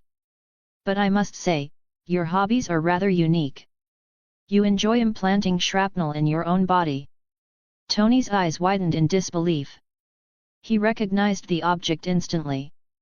It was one of the shards lodged in his chest from the Stark Industries shell that had nearly killed him. The arc reactor in his chest existed solely to power the electromagnet that kept those fragments from reaching his heart. He couldn't believe this young man had just plucked one out so effortlessly. How did you do that? Tony asked, his curiosity overriding his shock. Did you steal it, like you said? It is simple, Amon replied. With a bit of practice, you can do it too. You can remove the remaining shrapnel yourself. A new question popped into Tony's mind. What should we call our company? He asked, already thinking of himself as a co-founder. Amon adjusted his monocle, a smile playing on his lips. Let's call it Marvel. At an abandoned experimental site outside New York, a figure dropped from the sky, landing with a thunderous impact in a classic superhero pose. The Iron Man armor peeled back automatically, and Tony Stark stepped out, the suit following him like a loyal guard dog. This wasn't Jarvis, but the new Mark V armor, the product of Tony's recent collaboration with Jarvis. Together, they had created a new artificial intelligence named Friday. While not yet as advanced as the transformed Jarvis, Friday was vastly superior to Jarvis's original state. All the Autobots currently on Earth were gathered there, along with a single member of the Rider clan named Thunderbolt, who had been invited by Bumblebee. Looks like I'm the last to arrive, Tony remarked, walking over to where the Autobots were gathered around a silent, silver mechanical body, the remains of Jazz. They weren't there to mourn, but to attempt a resurrection. The story was this: Thunderbolt, having struck up a friendship with Bumblebee, had learned of their fallen comrade. He had then volunteered, claiming he possessed a way to bring Jazz back from the dead. Feeling all eyes on him, Thunderbolt made a show of adjusting his components before reaching into his own chest cavity. He withdrew a token-like object that pulsed with a soft, internal light. The energy token, Thunderbolt announced. Optimus Prime's mechanical brow raised. The object radiated an energy that felt remarkably similar to the Allspark.